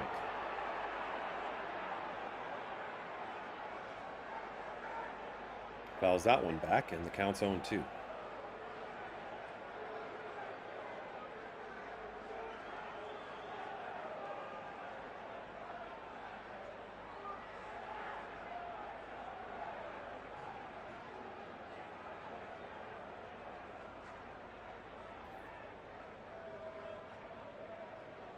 Next pitch to Edman, and it's lined into left, just fair, and then curving foul after it passes third base. It's going to roll into the corner, and it's going to be a second straight double for Tommy Edman.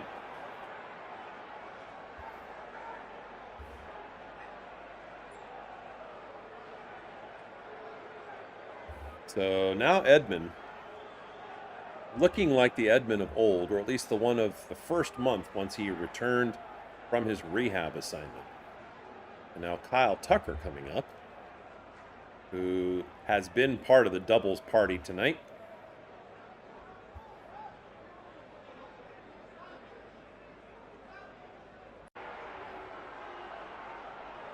And the first pitch misses to Tucker, and the count's 1-0.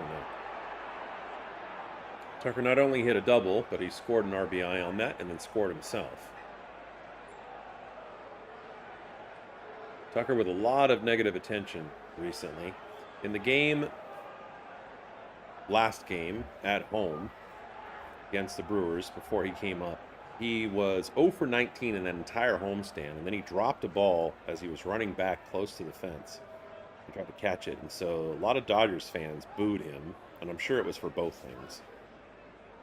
Ineptitude at the plate, and then I think what was a tough play that was directly in the sun. If you've ever been to Dodger Stadium, and you kind of know where the sun sets. It was like 3:30 in the afternoon.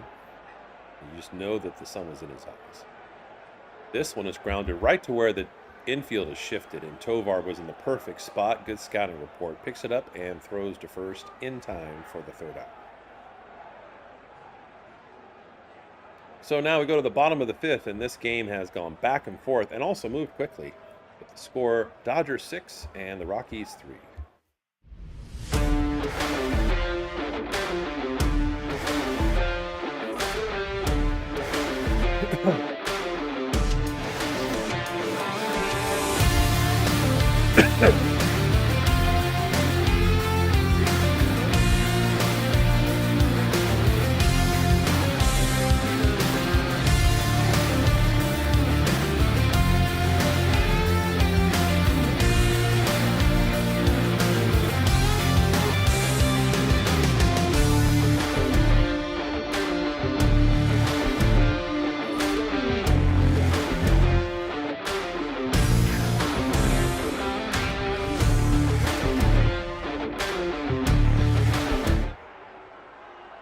Welcome to LA Press Box, everybody. If you're joining us for the first time, we are a new channel and your live game companion for all things LA sports. So when it comes to baseball, we are, of course, following the Dodgers, but we're here for also their opponents who often have a hard time seeing their own teams play at home. So if you are blacked out or you're on the road or for whatever reason can't follow the Rockies, you are welcome too. And in the next couple of weeks, we will also expand to cover football.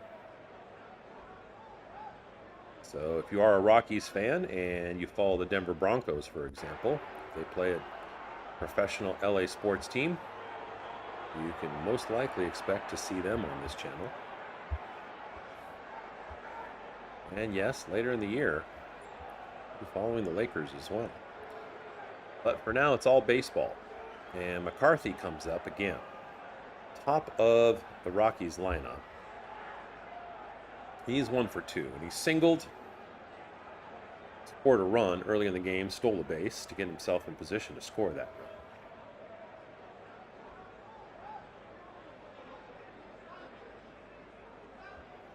run. And the Rockies have some pretty good talent at the top of their batting order, and really are looking for answers. Bottom third especially. That one misses outside and the count's 1-1.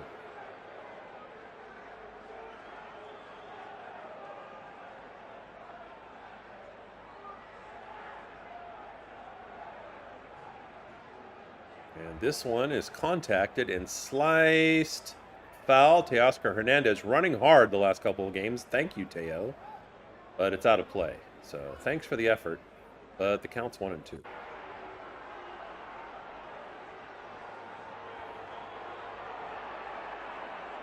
McCarthy's batting .295 on the season.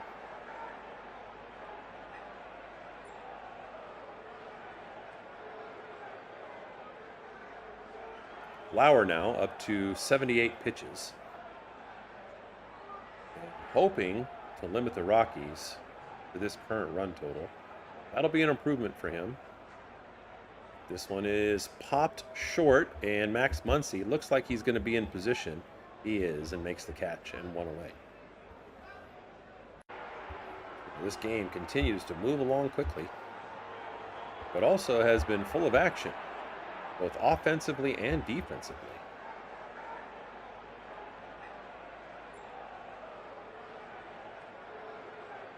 So Cole Carrick comes up.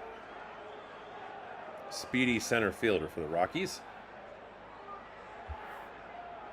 And this one is grounded to Max Muncy, and he backhands it right at the bag and throws all the way across the diamond in time for the second out. Wow. That's a long way to throw all the way across the diamond, and it wasn't even close. He beat Carrick by 2 full strides. And one of the things that I like about the 3D is that we can see the arc of the ball, whether it's pitched or it's thrown or it's hit. And as a new channel, we're always looking for feedback. So if there's a particular angle you want to see, if you want to see the pitcher angle as he pitches, I'll show you that one, for example. This is what happens a lot on television. But it becomes a little bit harder to follow the ball after it's put in play. Just let me know. But the 3-hitter Castro's up. Castro's 0 for 1.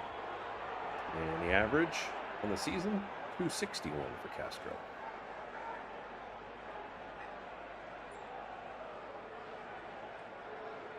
Next pitch on the way from the lefty, Lauer, and it's fouled down the left field side. So Max Muncy almost had another opportunity. And he could have been responsible for all 3 outs this inning.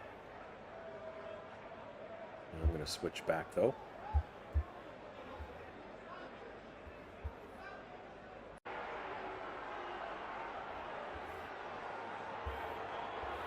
Lauer probably remembers the last time he faced Willie Castro, because it was 2 outs just like this, nobody on base, just like this, walked Castro, and then the Rockies got on a doubles parade and scored a couple of runs.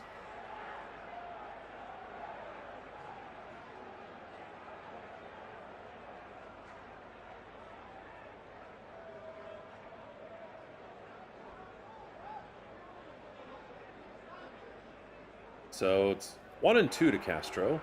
And this one is struck deep, and it's traveling to left field. Teoscar Hernandez is going back, but he's not even going to go to the wall because this one is well gone. And Castro with a home run. Now the score is Dodgers 6 and Rockies 4.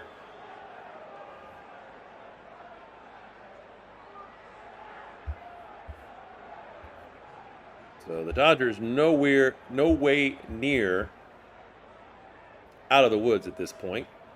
A lot of baseball to be played and a lot of fireworks this game. Home runs, doubles, stolen bases, outstanding defensive plays, really entertaining. And now Rumfield comes up. That one is popped back and out of play. Counts 0-1.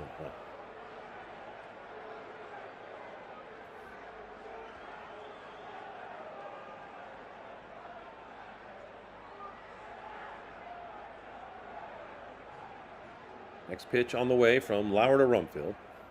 And it is fly to center field. Looks like it should be no problem for Andy Pages, and it isn't. I'm going to see if I can show you the body language for Lauer. And he comes off and doesn't show it very good, but he was just kind of slowly shaking his head because that's been his weakness today, is giving up scoring to the Rockies with 2 outs. And Castro burns him twice. This one even worse than the time that he drew a walk and then scored. So now we, at the end of 5, have a game where it's only a 2-run lead for the Dodgers, 6-4.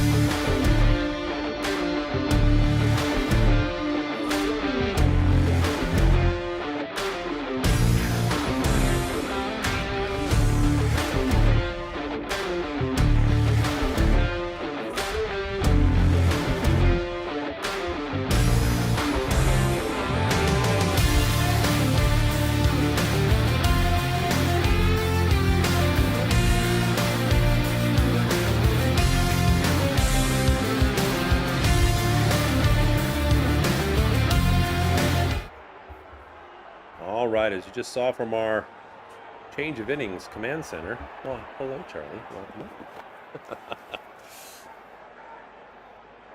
Our live mascot, Charlie. Teoscar Hernandez is going to face Feltner.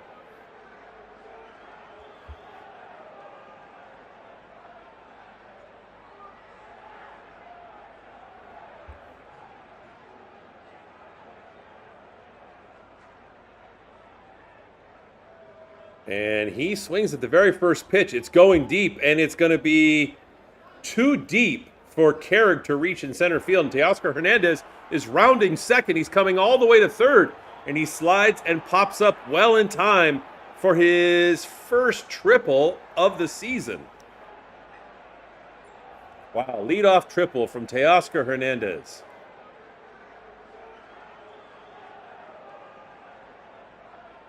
So the Dodgers respond. I know. I feel you. I feel you, Peasy. But I don't know if. I mean, what do they have? What else do they have in terms of their pitching crew? It looks like, hey, look, Peasy, they're taking him out. Finally taking him out. So what was your over/under? I'd like to know.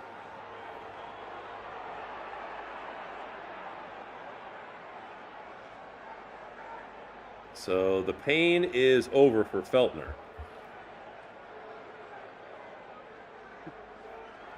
If anybody else has fantasy points they're tracking, let me know. But we're going to click over for a second and see who the next pitcher is going to be. Parker Mashinsky, it looks like. And at this point, we can take a look at Feltner's stats. So thanks to our command center, we can see that he pitched 5 innings, gave up 8 hits, 6 runs, on the verge of another one, but they just pulled him in time. All of them earned.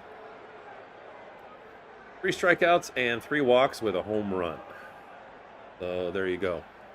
Had him under 16.5.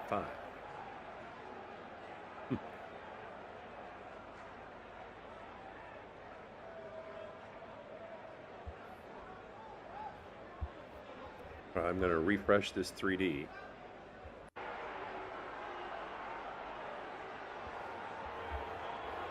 I love you too, Charlie.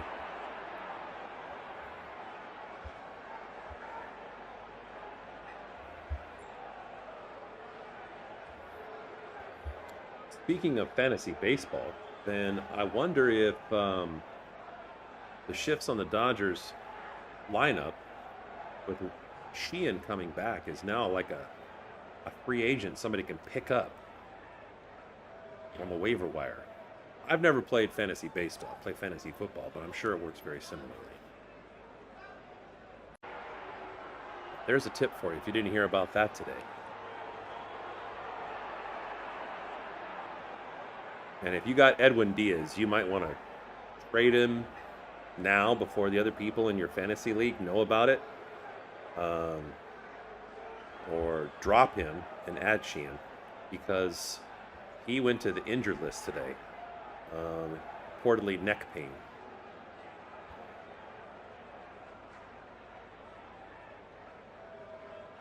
So the 9-hitter playing catcher today, Hunter Fiducia, is going to face Mashinsky. And he swings and misses at that one. The count's 1-2. Still anybody's game, though. Runner at third, nobody out. Shohei Ohtani on deck. That one misses outside, and the count's 1-2. This is what the Dodgers have done well recently, yesterday and today. They have somebody in scoring position or on base. They've moved them along, or they've done what they needed to be able to bring them home. And Fiducia pops this one up. Question is it deep enough for Teoscar to tag? And it's not. It's very shallow left field, so Teoscar doesn't even fake tagging up and coming home. And so sacrifice fly opportunity wasted by Hunter Fiducia. Now Shohei Ohtani up.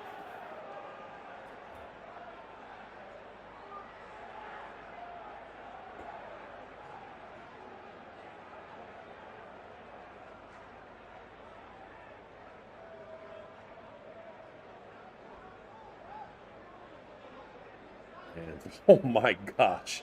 If you're watching the 3D, not just listening to it, you can see how when Shohei Ohtani swung, his right foot went all the way, basically next to the B where his name is, like out of the batter's box, because he was opening his entire body and just trying to murder the ball.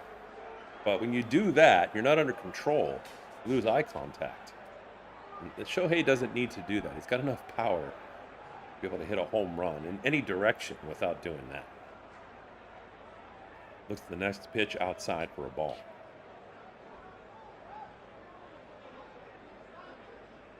And the next one's way inside. He tried to swing at that one, he would have been hit.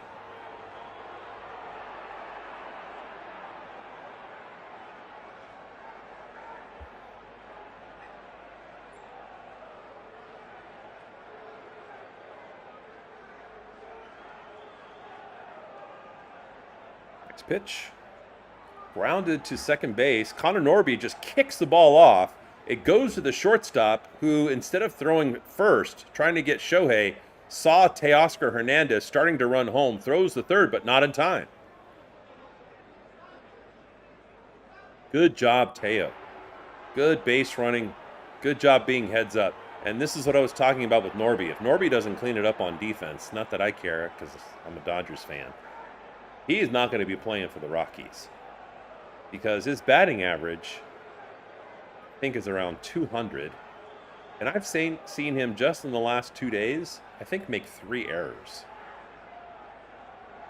I mean, that's got to be a gimme. But he's probably thinking too much and wondering, well, gosh, can I get this thing in time so I can throw home if Teoscar Hernandez tries to score? And first order of business is catching the ball, and he didn't do it. It flicked so hard off of him and went all the way to the shortstop. Really unusual. So now Freddie Freeman comes up. And Freeman's 1 for 1 today. Looks at that one for a strike. And the count is 1-1 early to Freddie.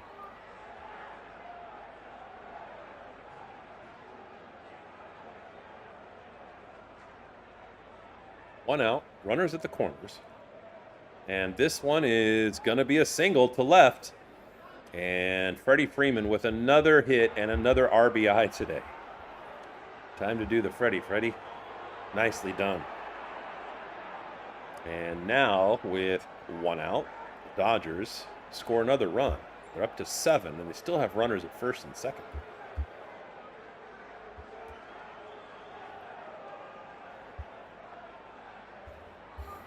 So that's going to bring up Andy Pages, who's 1 for 3 today.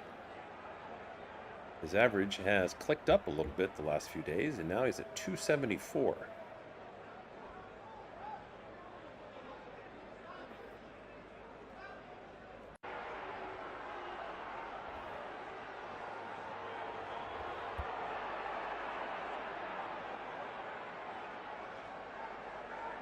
Pretty modest lead at second base. And this one misses well outside. And the early count to Andy's 2-0.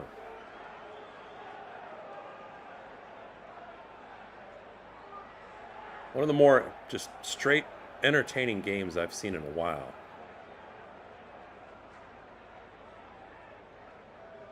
We've seen every kind of hit now that Teoscar showed a triple.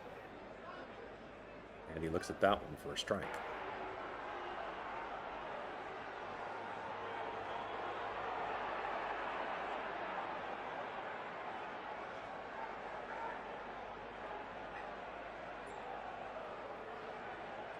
Andy steps out of the box.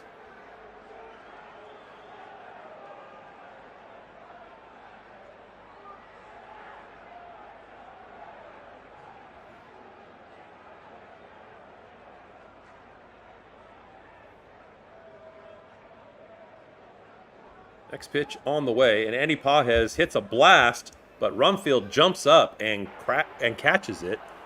And Andy thought he had a double. Yet another one in this day of doubles. And you could say Rumfield stole that one from him. But the Dodgers still have 2 on. And now Max Muncy comes up.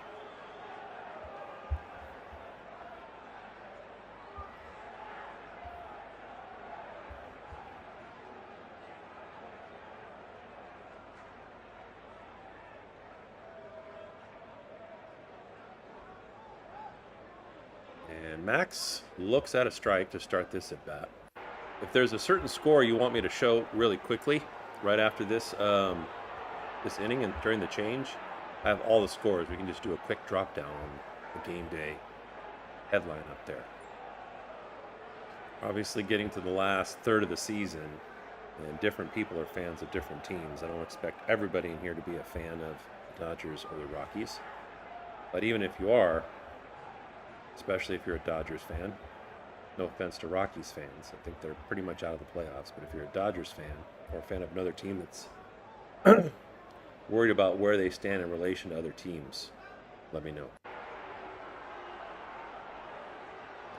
One misses low, and the count's 1-2. Muncy's 0 for 2 tonight, but he did have a sacrifice fly that scored an RBI.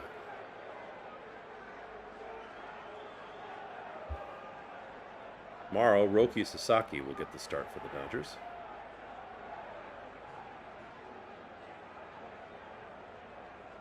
Pitch from Mashinsky, and it's fouled off, and Muncy stays alive.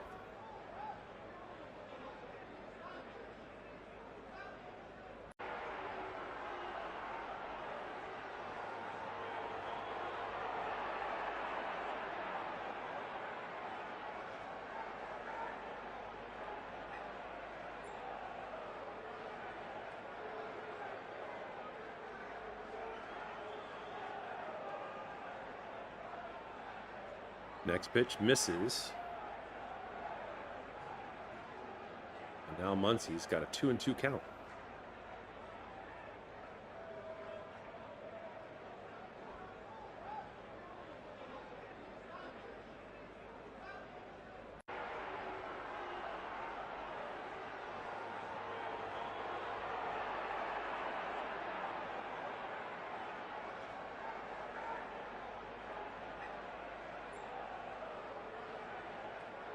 Muncy with an opportunity. 2 outs, but 2 runners on. And he blasts this one deep. He slices it to left field. And is it going to stay fair? Oh, just foul by a few feet.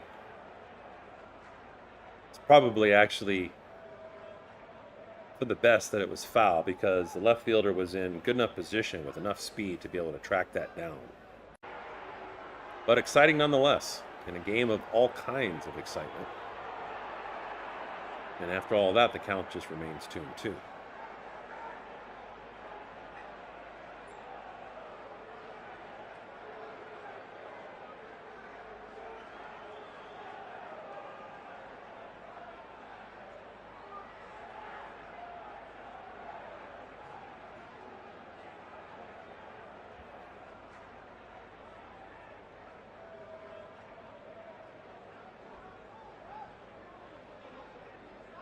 Next pitch from Mashinsky, and it's ground to second base. Norby picks it up, and he, oh my gosh, so lackadaisical. He just like flips that.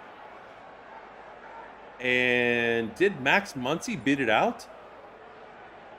Oh, wow, he was maybe an inch short. If I was a Rockies fan, I'd be so mad.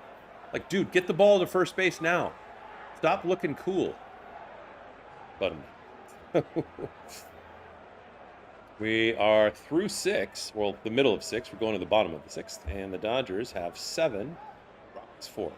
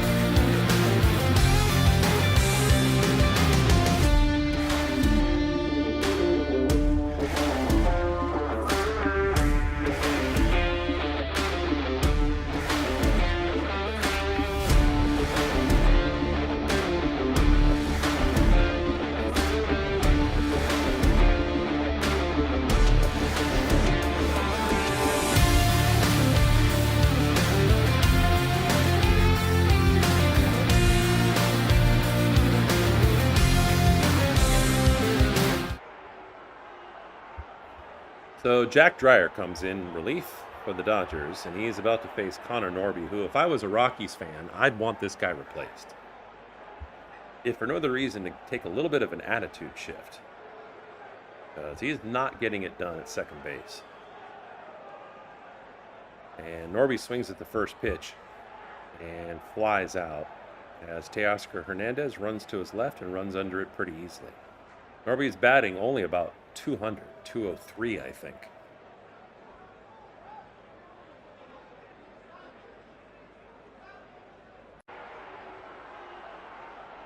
So Mickey Moniak up next, and he's 0 for 2 tonight. He's flied out and he's fouled out.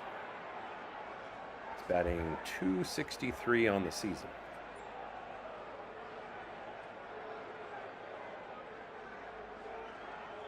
That pitch from Jack Dreyer, well placed. Upper inside corner.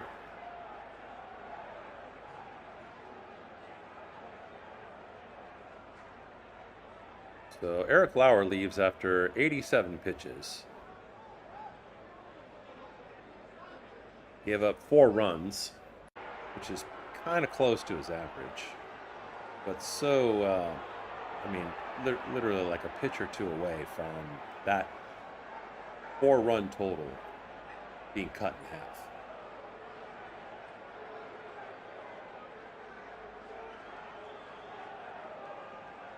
That pitch from Dreyer misses low and outside. It counts 1-2.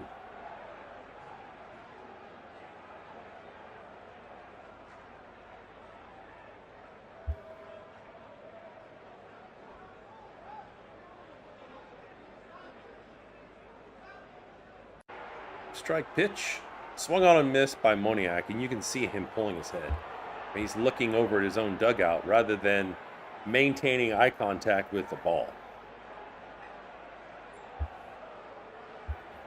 So 2 away, thanks to Jack Dreyer, who is one of the most reliable middle relievers that the Dodgers have.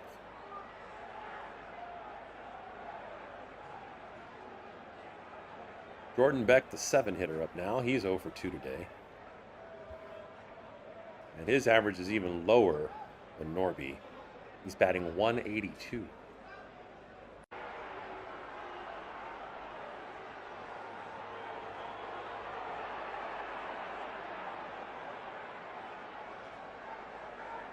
And that one is well placed by Dreyer. Beck just gets the edge of the bat on it and fouls it off for a strike.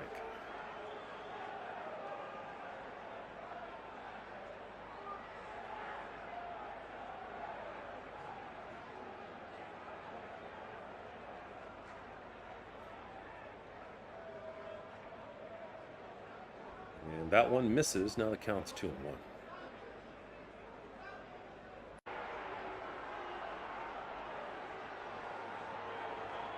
Got to be so frustrating when you're a pitcher that gives up runs when there's 2 outs. 2 outs and 2 strikes. Even more so. That one misses. And now Dreyer has a count of 3-1.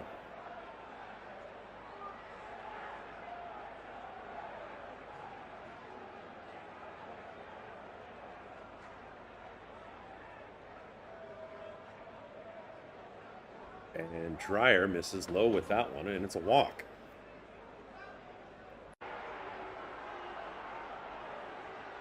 It's just so easy to give a team a chance to catch up in this ballpark. So 2 outs and a runner at first. Now the 8-hitter Fulford's coming up, who's batting 188. But he's 1 for 2 tonight.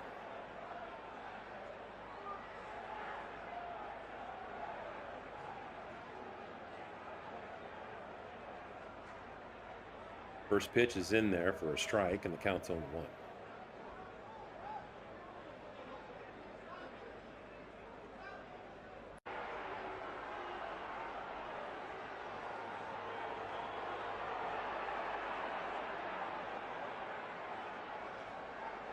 And the next pitch just misses low to Fulford. Take a look over here quickly at first base, see what kind of lead we're looking at.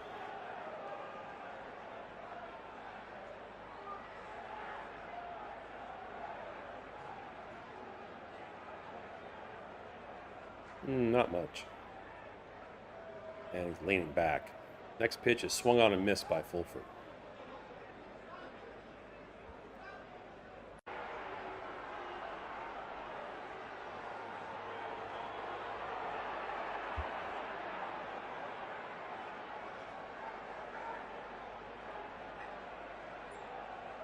Next pitch on the way from Dreyer after he glances over at first, which is easy to do when you're a lefty.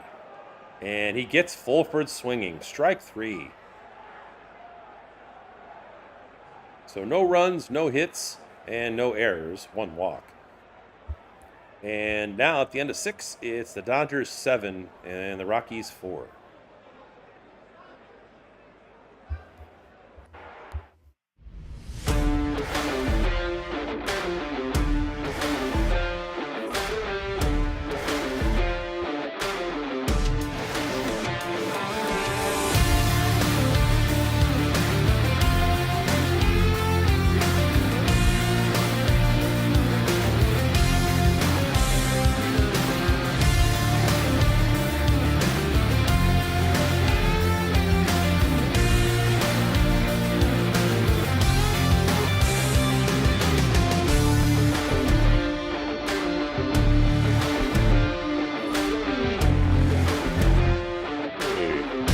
Get out of there, man.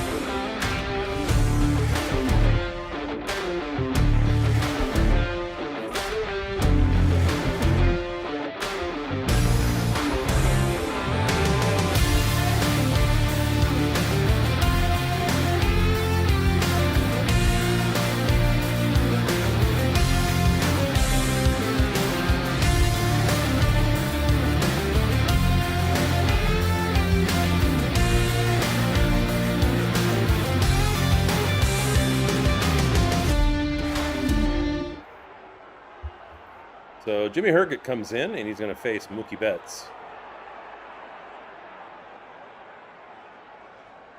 Mookie betting in the 5th spot tonight. A lot of fireworks in this game. Singles, doubles, at least as many doubles as singles. Triple from Teoscar Hernandez. Home run from Shohei. His 30th.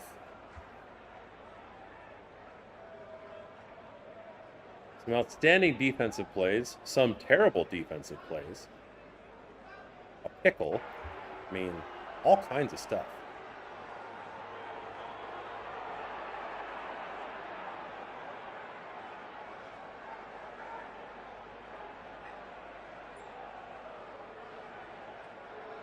Oh. Mookie is not dancing behind home plate. This is a temporary transitional fun glitch. Instead, as you can see, he chops it to the pitcher who scoops it up and underhands it to first for the first out of the inning.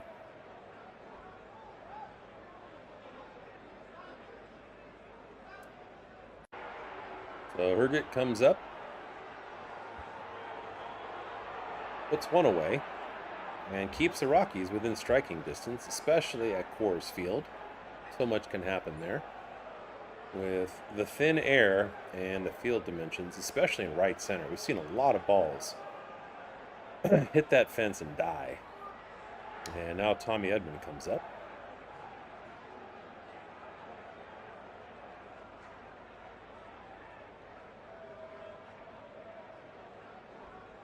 No spectacular defensive plays by Tommy Edman tonight. Just hasn't had the opportunities.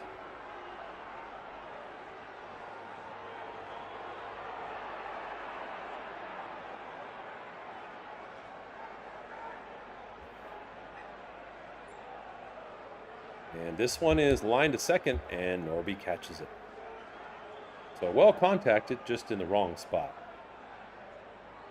And just like that, there's 2 outs. And that'll bring up Kyle Tucker. Kyle Tucker finally broke his hitless streak. I think he was like 0 for 28. And finally hit a double tonight. He's 1 for 3 on the evening. He's still only batting .230.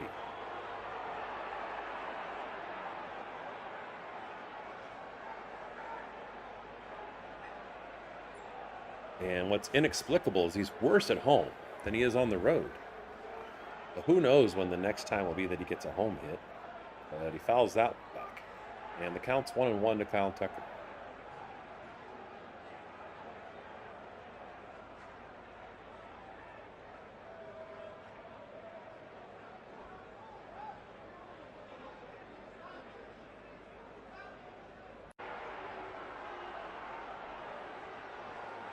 Pitch on the way to Tucker, and Herget misses outside.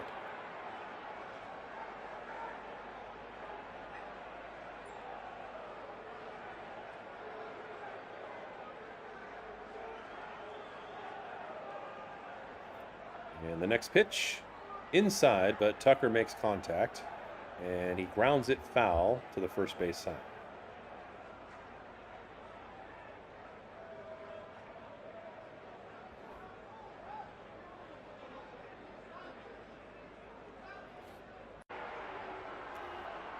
Beautiful evening in Denver. It was in the low 80s. And Tucker swings and misses for strike 3, and the Dodgers go down in order. And time now for the 7th inning stretch with the Dodgers leading 7-4.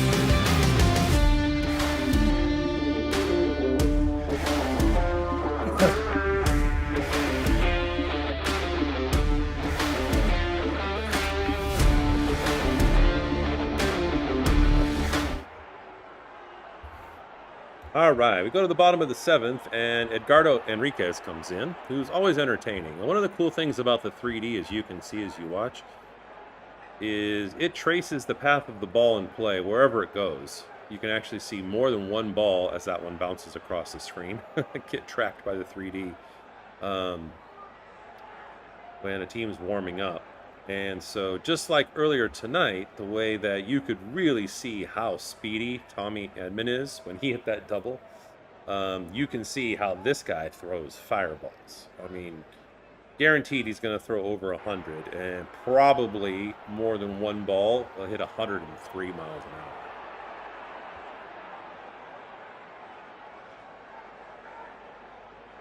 So he's going to start by facing Johnston. Troy Johnston's batting .282 on the season with 3 home runs and 44 RBIs. But he's only batting .157 in the last 25 games, and that one completely fooled him. It turned him completely around.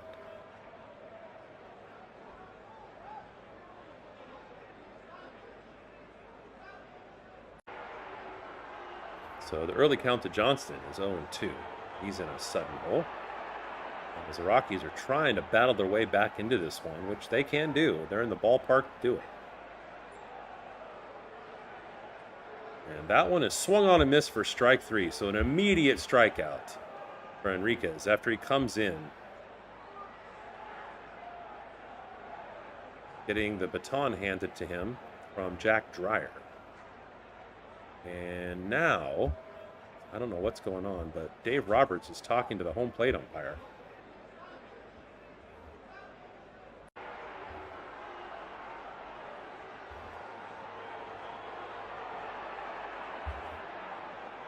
And the 3D tracks the home plate umpire, so you can see where he's standing.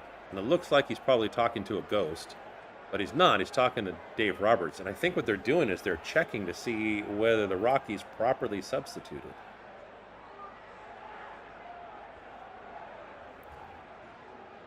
See if I can see the umpire from this other angle. Yeah, I can see him. We can see him talking. Looks like he's talking to himself, but he's not. He's talking to Dave Roberts.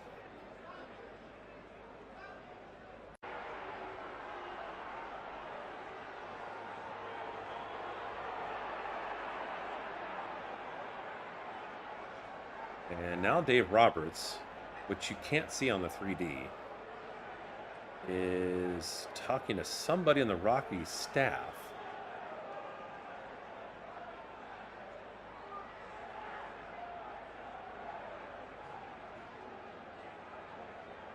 And even the announcers are unclear about what's going on. Hopefully we'll have some clarity in a little while.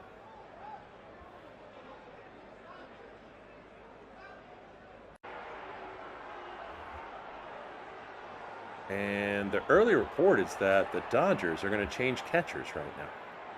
So if they do, that would have to be a change from Hunter Fiducia to Ben Rortvedt. But I don't know why they would do it after the first hitter this inning. Maybe they forgot to make the switch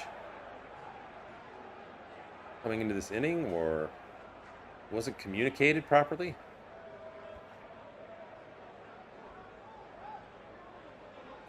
And then we're going to go ahead and zoom in on Enriquez. Normally during this time, you would say, okay, well, at least, stay warm if you're the pitcher, but he has nobody to throw to.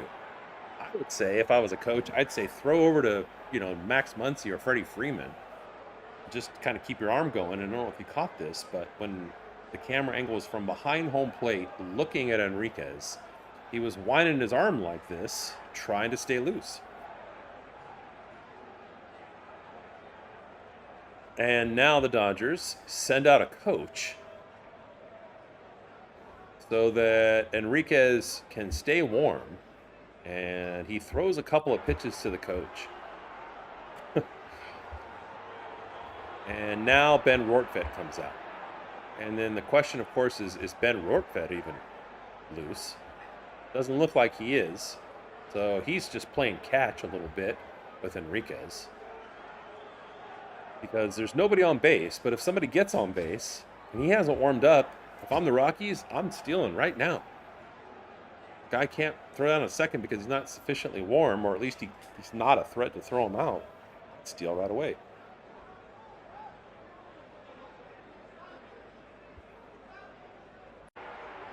If it's an injury to Hunter Fiducia, they didn't show it, and there's no reports about that.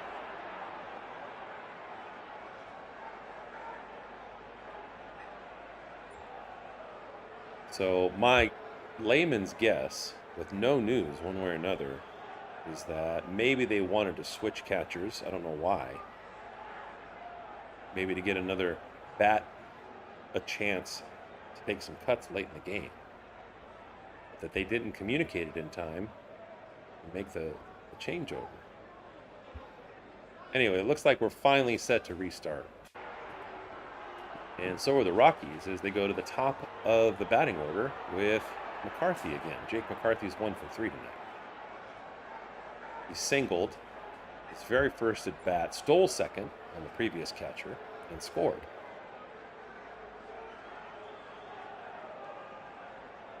And he swings and misses at that one.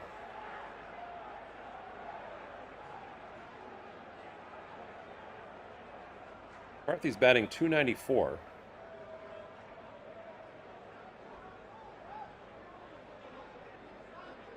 And that one misses just a little bit low, and the count's 1-1.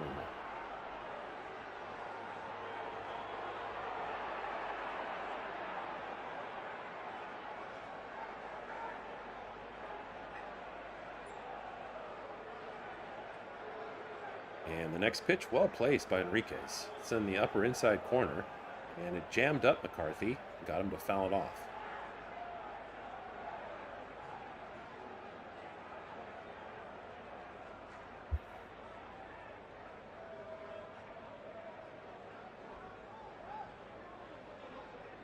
Next pitch on the way. Ooh, and a backdoor slider from Enriquez that catches him looking. Strike 3. So 2 punch-outs already. Although his ratio, Enriquez, is 2 strikeouts to 1 walk. So you hope he doesn't follow it up with a walk right now. Dodgers have had a little trouble with the Rockies with 2 outs tonight. But he's facing Cole Carrick, so we'll see what happens here. Carrick swings at the first pitch, and it's flied to center. Looks like Andy Pages, who's waving everybody away, has an easy time jogging up, and he makes the catch for the 3rd out of the inning. So there was a long delay, and that was probably longer than it took Edgardo Enriquez to dispatch 3 straight hitters. And at the end of 7, it's the Dodgers 7 and the Rockies 4. What? It's your friend.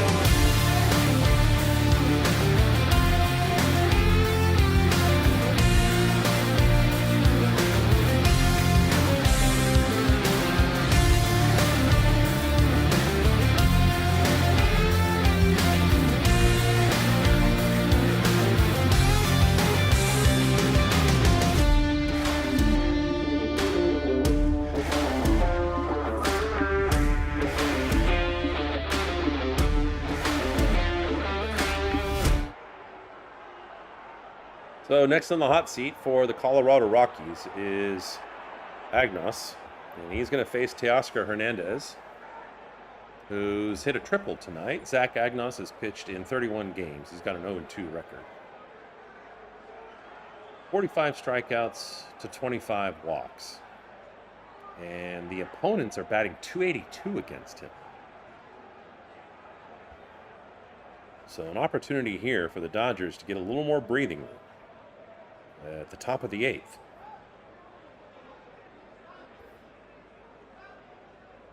Oscar has not only that triple, but a double, and he scored twice tonight. And he had a really good round last time he was on base. A smart base run.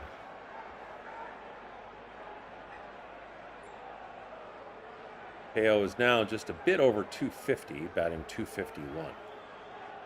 It's good to see him be a little more patient and disciplined, although right on cue he swings and misses at his poison. I don't know if I'd say this is Achilles' heel. He's not good enough to have one at this point, although he's done great things for the Dodgers in the past. He swings at that outside pitch for a strike.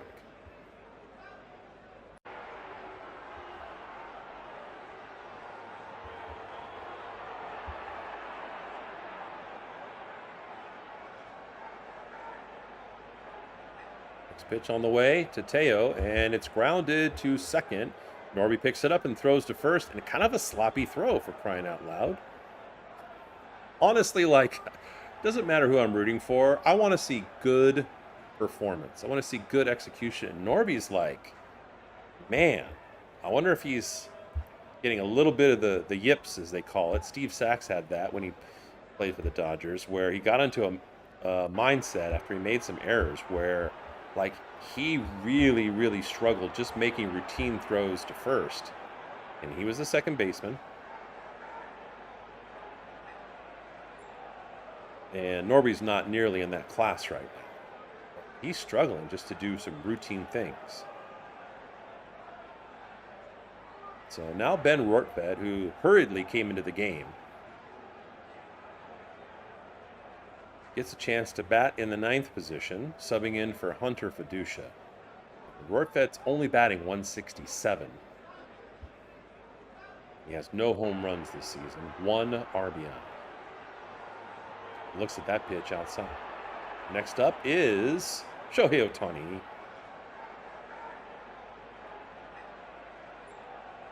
We'll see him for sure since there's only 1 out. Ooh, a check swing there and strike 3, so make that 2 outs. But Shohei's still set to come up.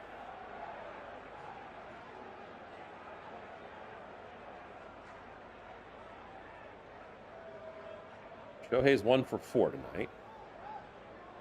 That one was big. It was a 2-run home run over the high part of the fence in right center. That's saying something.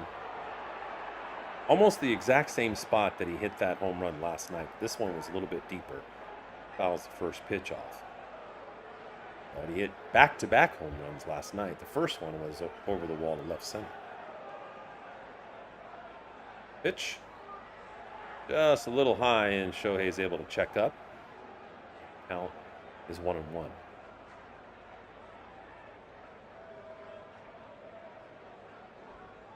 Agno's trying to keep the Rockies within striking distance late. And that one's fouled back by Ohtani. Now the count's 1-2.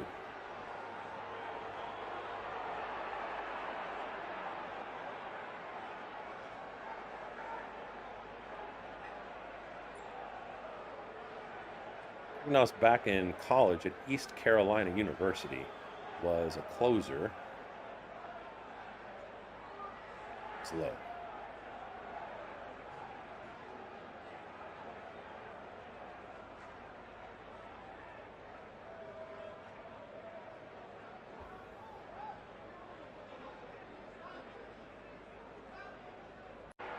And the next pitch on the way is grounded to Norby again. And this one he goes to a knee, backhands it, but is able, after corralling it, to pop up and throw to first in time to get Shohei Ohtani. So we're going to the bottom of the 8th. And the Rockies are down 7-4 with 6 outs left.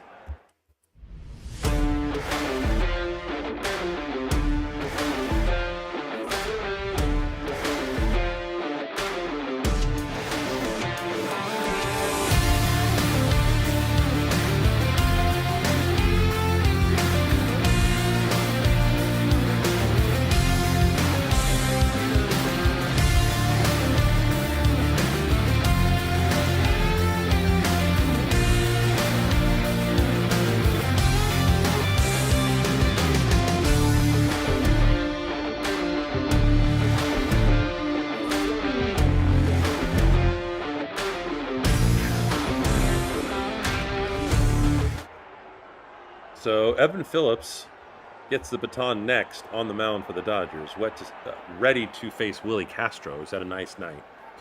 Check out these scores, guys. So, of course, you can see the Dodgers up there 7-4. Toronto 10-5 over Tampa Bay. And look at the Brewers. The Brewers beat Seattle 22-0.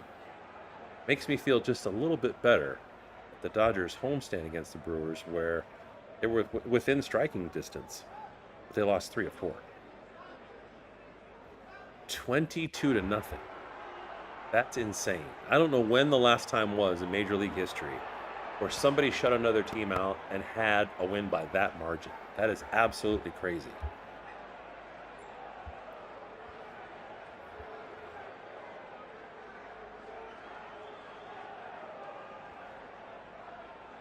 So Evan Phillips has an ERA of 4.85 this season.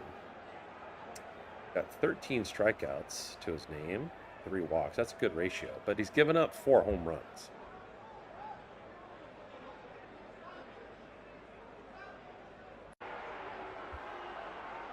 So Castro comes up. He's 1 for 2 tonight, but he walked, stole a base, and scored twice. That was the first time, and then the second time was a solo home run. Pitch is way inside for a ball.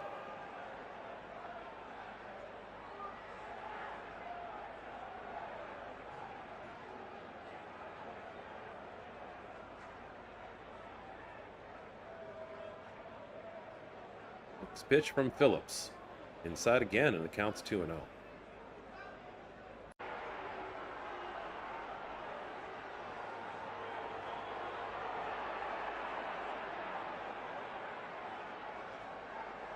Pitch on the way from Phillips to Castro. That also misses. It's low, and now the count's 3-0.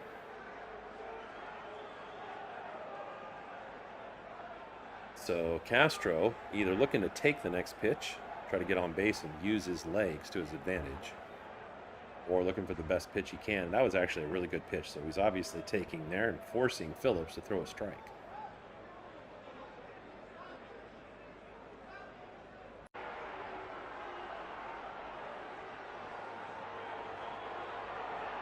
Pitch on the way, and just inside, but Castro swings and fouls it to the right of first base. So now it's full count, no outs.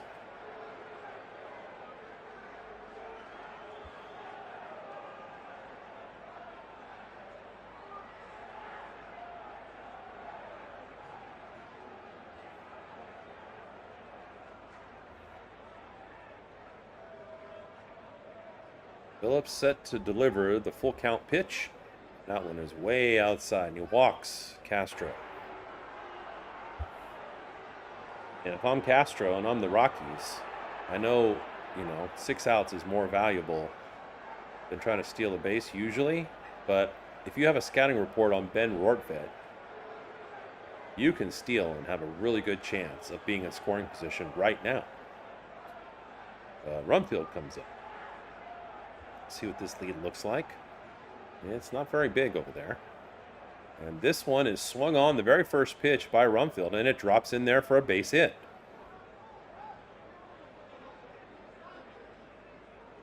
So now the potential tying run comes to home plate all of a sudden, with no outs and runners at first and second.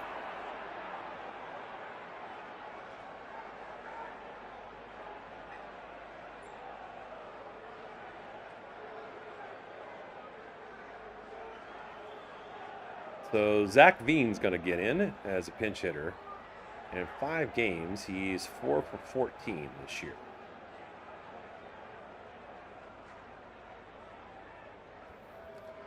Let's see if we can check it out on the command center real quick. Let's see it's showing up as far as a sub.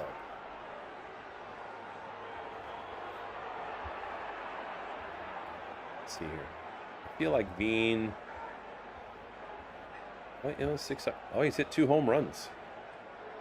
2 home runs, 6 RBI.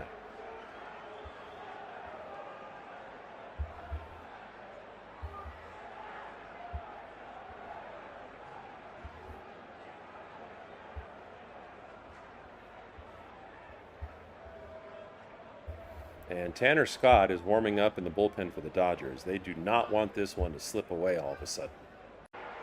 Just because Phillips comes in and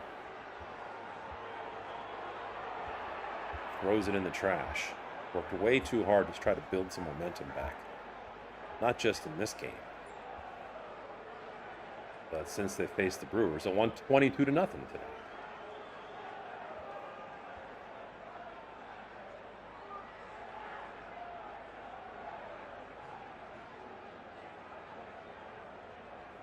So the first pitch on the way to Veen.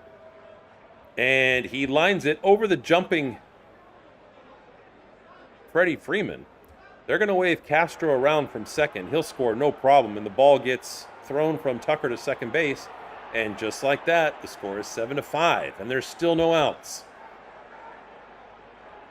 Get him out, get him out, get him out, get him out now. Don't wait, don't wait. Don't be Dave Roberts. Freddie Freeman tried to clam the ladder to get there, but he doesn't have much of a vertical jump. And now Phillips is going to face Mickey Moniak, who's 0 for 3 tonight, and he's batting .262. If he can just hold it down for this guy, then they can sub in Tanner Scott. And that pitch misses outside for a ball.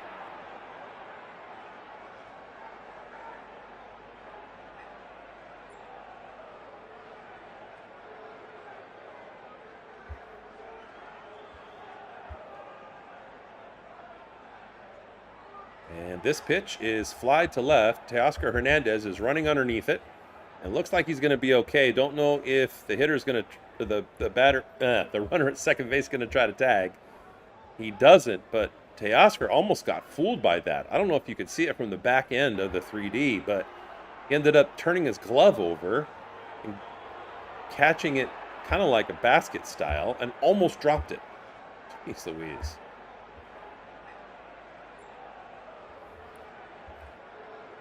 So runners are first and second, but at least there's one out now. So the Dodgers could potentially turn a double play.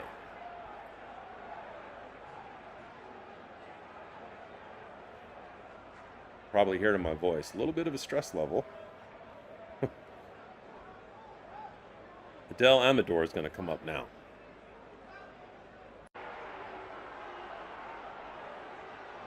So another pinch hitter for the Rockies, trying to make something happen here. Although they have scored 5. Just brought one home to narrow the gap to 2. And they still have 5 outs to work with.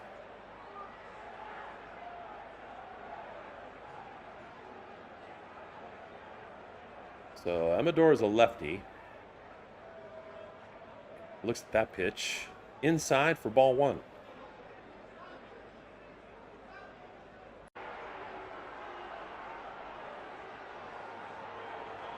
You're wondering, Amador's in the 7th spot right now.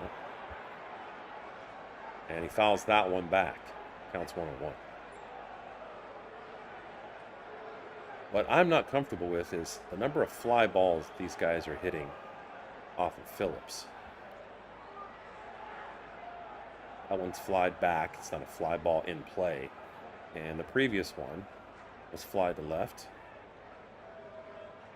And that doesn't show a trend of being able to ground the ball into a double play.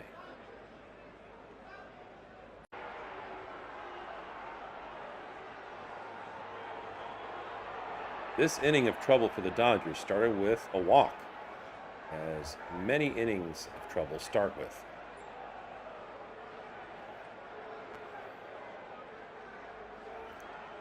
Phillips is very slow and deliberate in between pitches. And this one is chopped foul to the right of first base. So the count is 1-2. 1 out, runners at first and second. Tying run for the Rockies is on first base.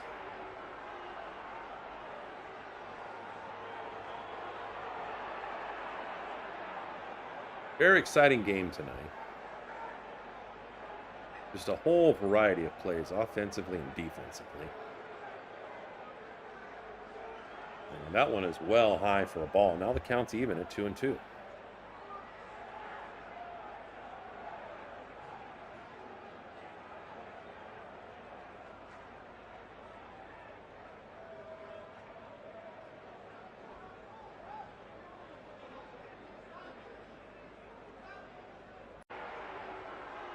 And that one is a strike, but Amador fights it off and stays alive, fouls it out of play to the left. And the crowd is gradually getting louder, sensing this opportunity for the Rockies to pull even.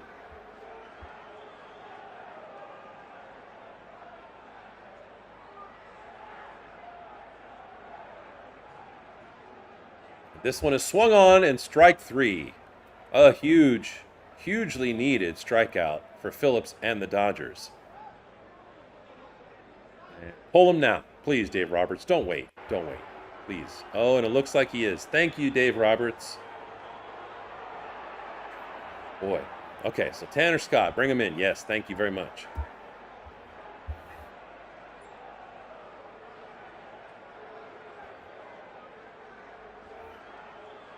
And there's a little bit of a huddle at the mound during this changeover.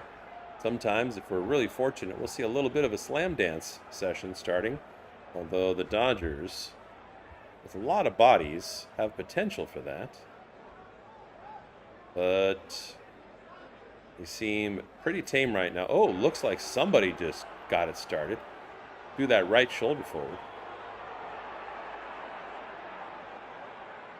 It might be a thin, very thin, short version of Max Muncy. Needless to say, they have the entire infield in there. And all of a sudden, a Colorado Rocky pops up from the netherworld. Make that 2. Be nice if there was a fake fight right now.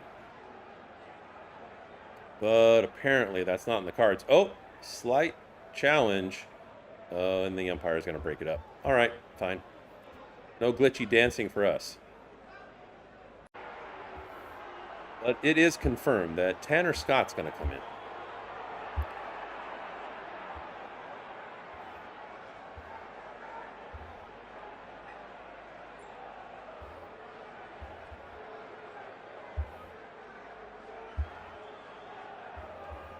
Crucial moment. Biggest moment of the game at this point. 2 outs and runners at first and second. Runner at first represents the tying run, as the Rockies have 4 outs left to work with.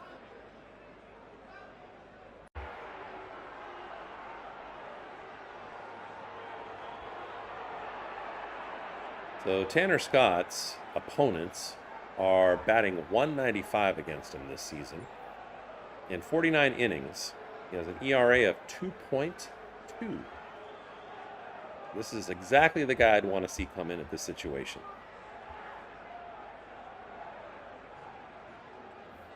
So Brett Sullivan's going to come up, batting 244.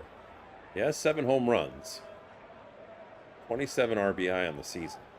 Golden opportunity to bring the Rockies closer, if not even.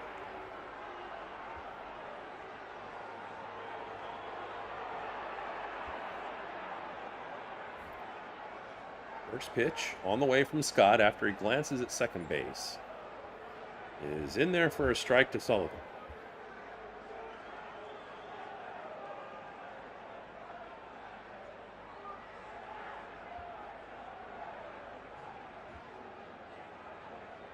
Crowd making all kinds of noise. Next pitch, low and in the dirt. So the count now is 1-1.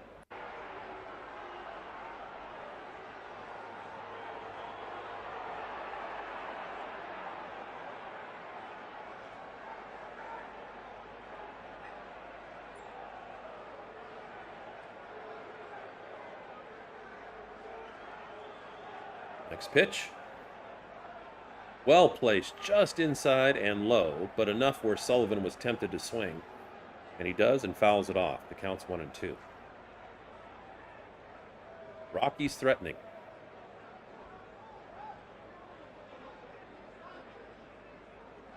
Back and forth all night. And when the Dodgers are up 6-3, you knew it was not over. Especially at this ballpark. Next pitch on the way, and it was there, but Sullivan not able to connect. A little bit underneath it and fouls it back. So Sullivan battling.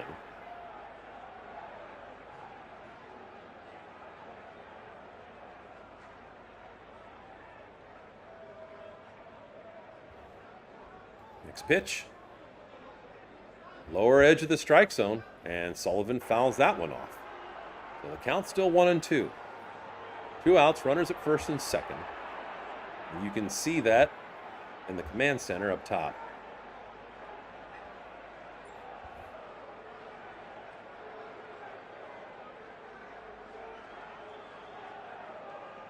Lefty Tanner Scott facing the lefty Sullivan. And this one is grounded to Max Muncy. He picks it up and steps on third base for the force out. And the Dodgers give up 1 run, but avert disaster, at least for the moment. And now, with 8 complete, it's the Dodgers 7 and the Rockies 5.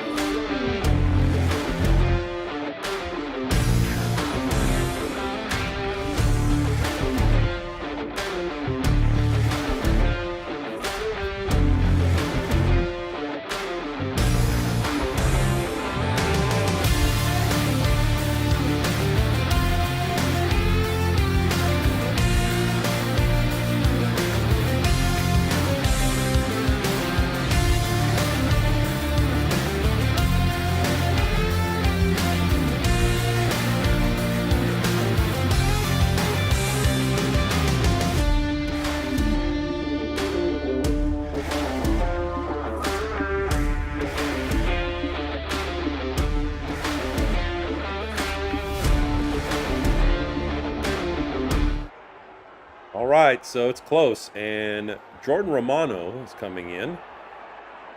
Looks a little bit like a sleepy Jake Gyllenhaal. He's going to face Freddie Freeman, who I will not say again the rest of the season is not a running threat, because he has been one, although he lumbers when he runs.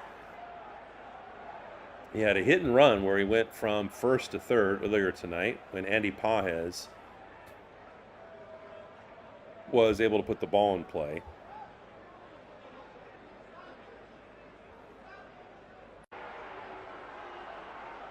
And Romano has an ERA of 5.95. And the wind looks like it's blowing in. So it's blowing pretty firmly, but based on the angle I just saw, 3D might in the distance be able to reflect it. But if I tried to zoom in, I don't think you'd see it. But right now it does not, if I'm reading the flags correctly, look like it's a time for home runs. So Freeman's 2 for 2 tonight, and his average is ticked up to 305 in the process. And that one is swung on a miss. Lower inside corner, and the count's 1-1 to Freddie. So the Dodgers obviously looking for a little more insurance here.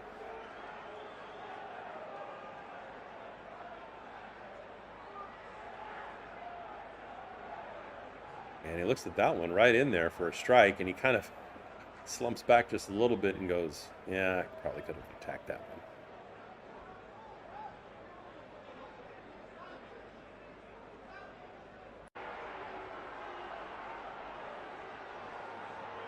Next pitch. Misses way high, and now the count's evened up at 2-2.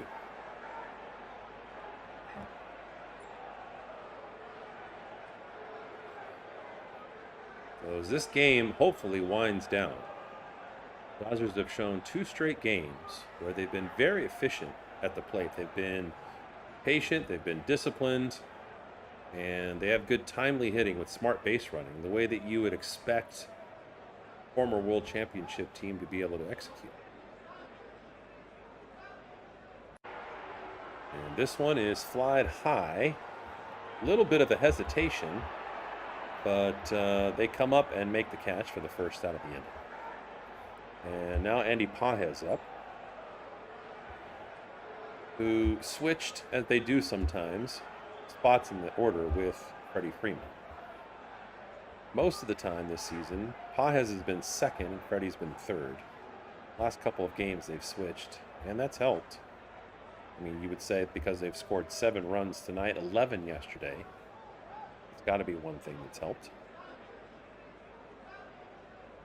And Andy looks at the first pitch for a strike, and the count's 0-1. Pages is 1 for 4.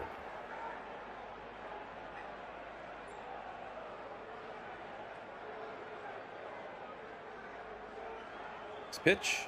This is low for a ball. Count's evened up.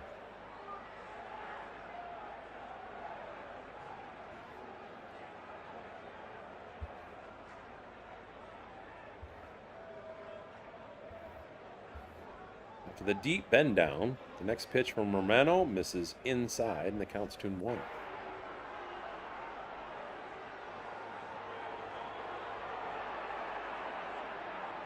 Got at least 2 chains around his neck. One of them's pretty thick. Not quite as thick as, well, maybe as thick as Mookie Betts's. I'm not saying that's what's pulling the ground. That one's outside.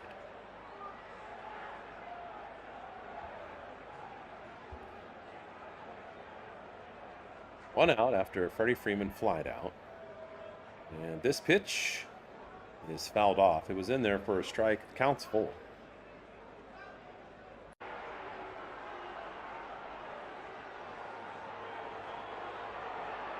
Romano goes to the back of the mound, picks up the rosin bag, gets ready to go back to work.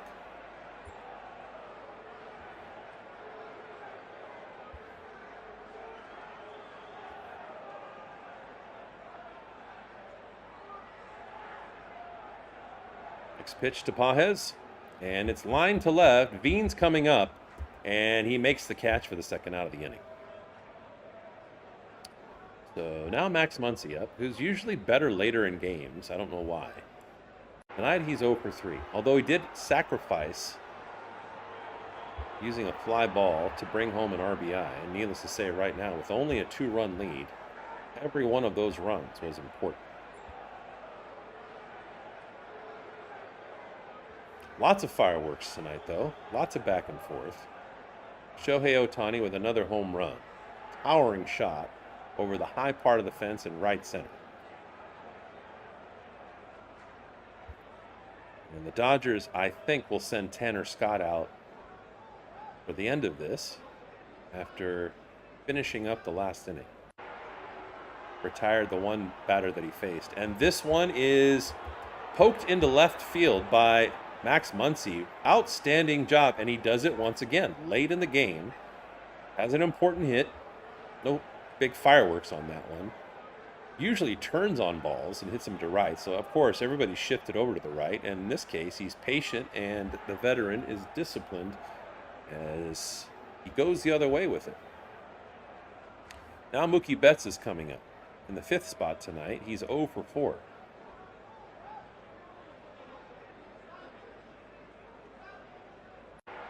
That one misses low.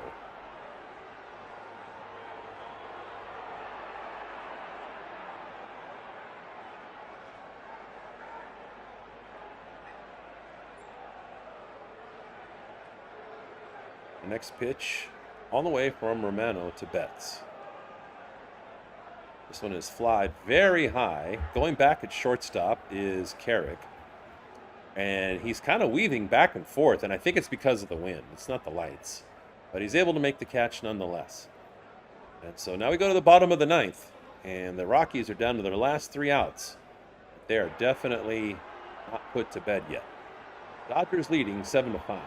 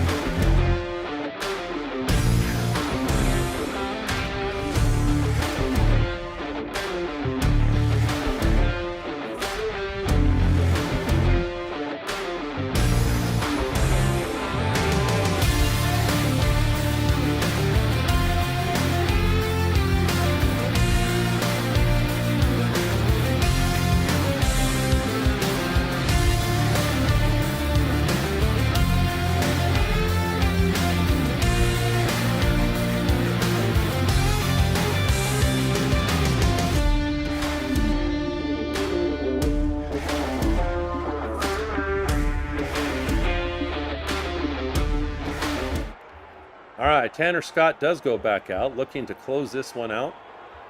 He's going to face Johnston. In the first 2 games of this series, the Dodgers have 24 hits, and they've scored 18 runs. So, much needed run production for the Dodgers.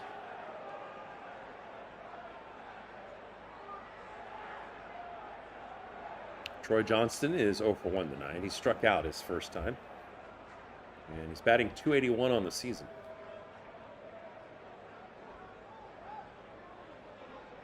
At first pitch, swung on and missed for strike 1. Yeah, amen, Alaska. How's the weather in NorCal?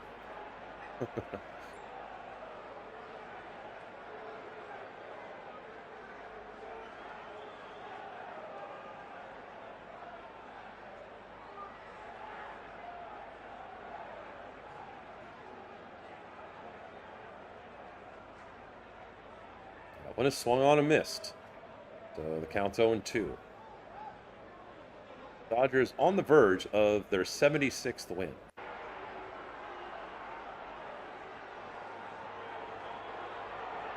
fans at Coors Field definitely trying to put some juice into this batting order. And that one's fouled off. But the count remains 0-2. Oh, really? That hot? I've been on the verge of going up there recently. Saw a truck that I liked that I was going to go up there and buy. As that one's fouled off by Johnston. It's still 0-2. But then I saw some reviews online that said the dealer was really sketchy. But still looking.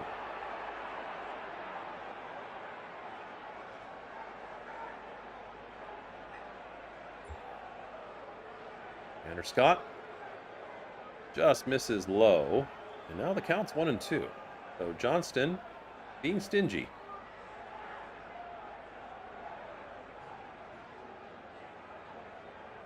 Thank you. I'll let you know if I'm in your neck of the woods. How close is Elk Grove? That one is flying to left, but it looks like it should be no problem there. And the catch is made for the first out of the inning. So now Jake McCarthy comes up, the DH, number 31, who's 1 for 4 today.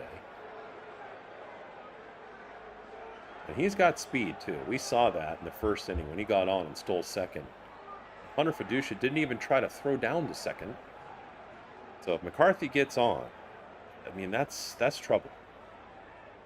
With hitter on deck representing the tying run at this point.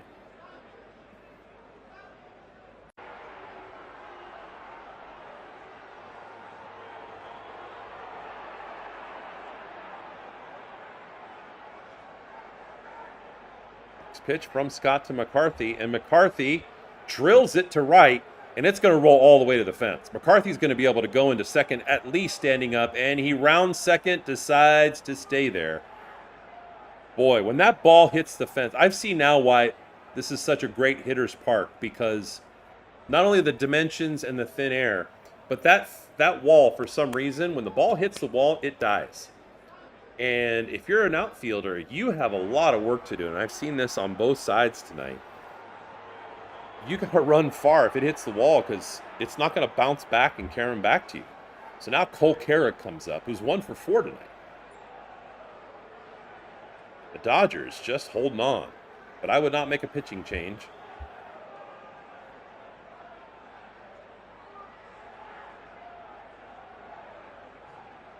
What about Folsom? How close is Folsom to you, Alaska? Carrick blasts this one to third base, but it's just out of play. And the count is 0-1. And this is one of the things I love about baseball. Even though it's always, if you care, a part of it that can stress you out, that's not always the most fun. It's a little bit like riding a roller coaster. Though the roller coaster should have the end in doubt. I mean, not have the end in doubt. Should always be safe. Sports does not have that. And Tanner Scott misses with the next pitch. It's high. The count's 1-1.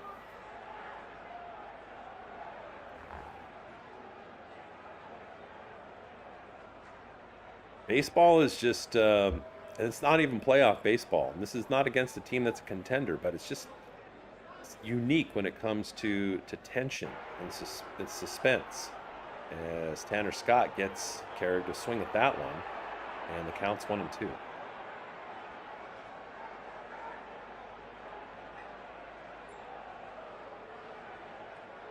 Oh, Folsom. Okay, yeah.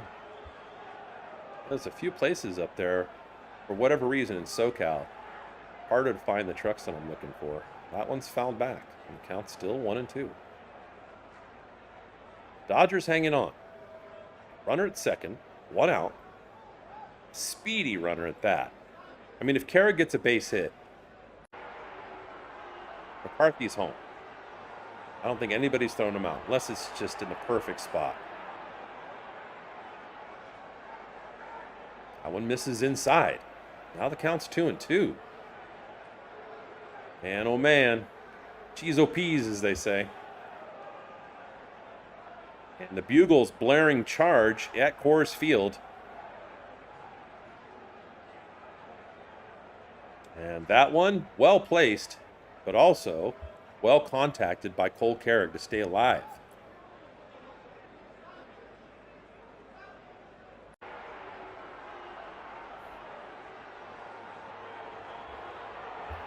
I'm going to rotate this down to see what kind of lead McCarthy has at second. He doesn't need a big lead because he's so speedy, and he doesn't have a huge one. And that one is fouled off. So quite the battle going on between Tanner Scott and Carrick. Wow. Respect.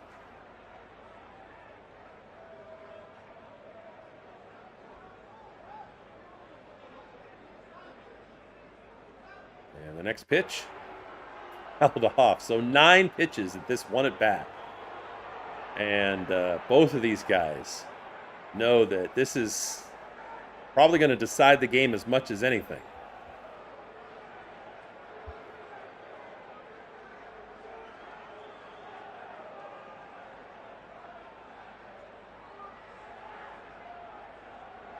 And this one is blasted to third, right over the bag. Max Muncy is going to backhand it, throw it all the way across the diamond, just in time for the second out. Wow, what a play by Max Muncy. The replay might have shown that this was going to be foul. It's not being challenged. But it curved foul after it traveled over the base fair. So about as far away from first base as it can possibly be for Max Muncy. And he picked it up on a short hop backhand and fired it all the way across the diamond for the out. And so now the Rockies are down to their last out, but they're still alive and kicking as Tanner Scott throws a strike.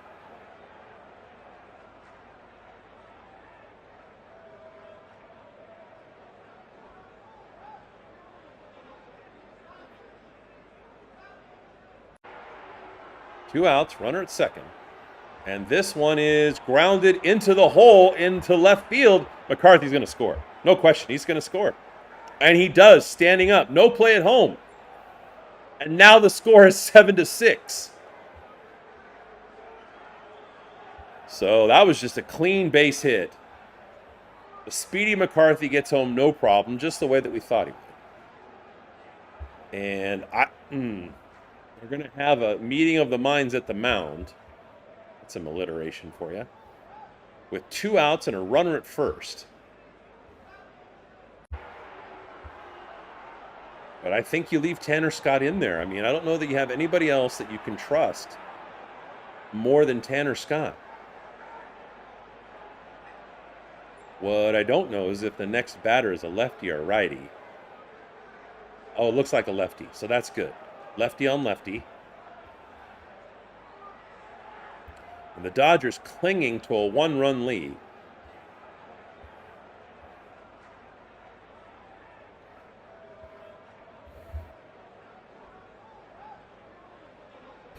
And the tying run is at first. The potential winning run at the plate with 2 outs.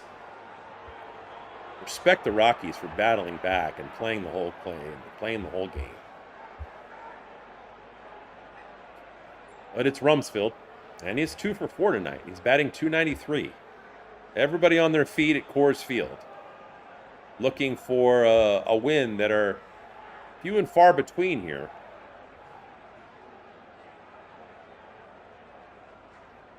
And Tanner Scott misses with the first pitch, ball 1. Next pitch on the way to Rumfield. This one's flied. It's going to be somewhat deep into left, well, deep behind shortstop, but shallow into left. It was a little bit of trouble, but Mookie Betts goes back and makes the catch. So some late drama, but the Dodgers hang on.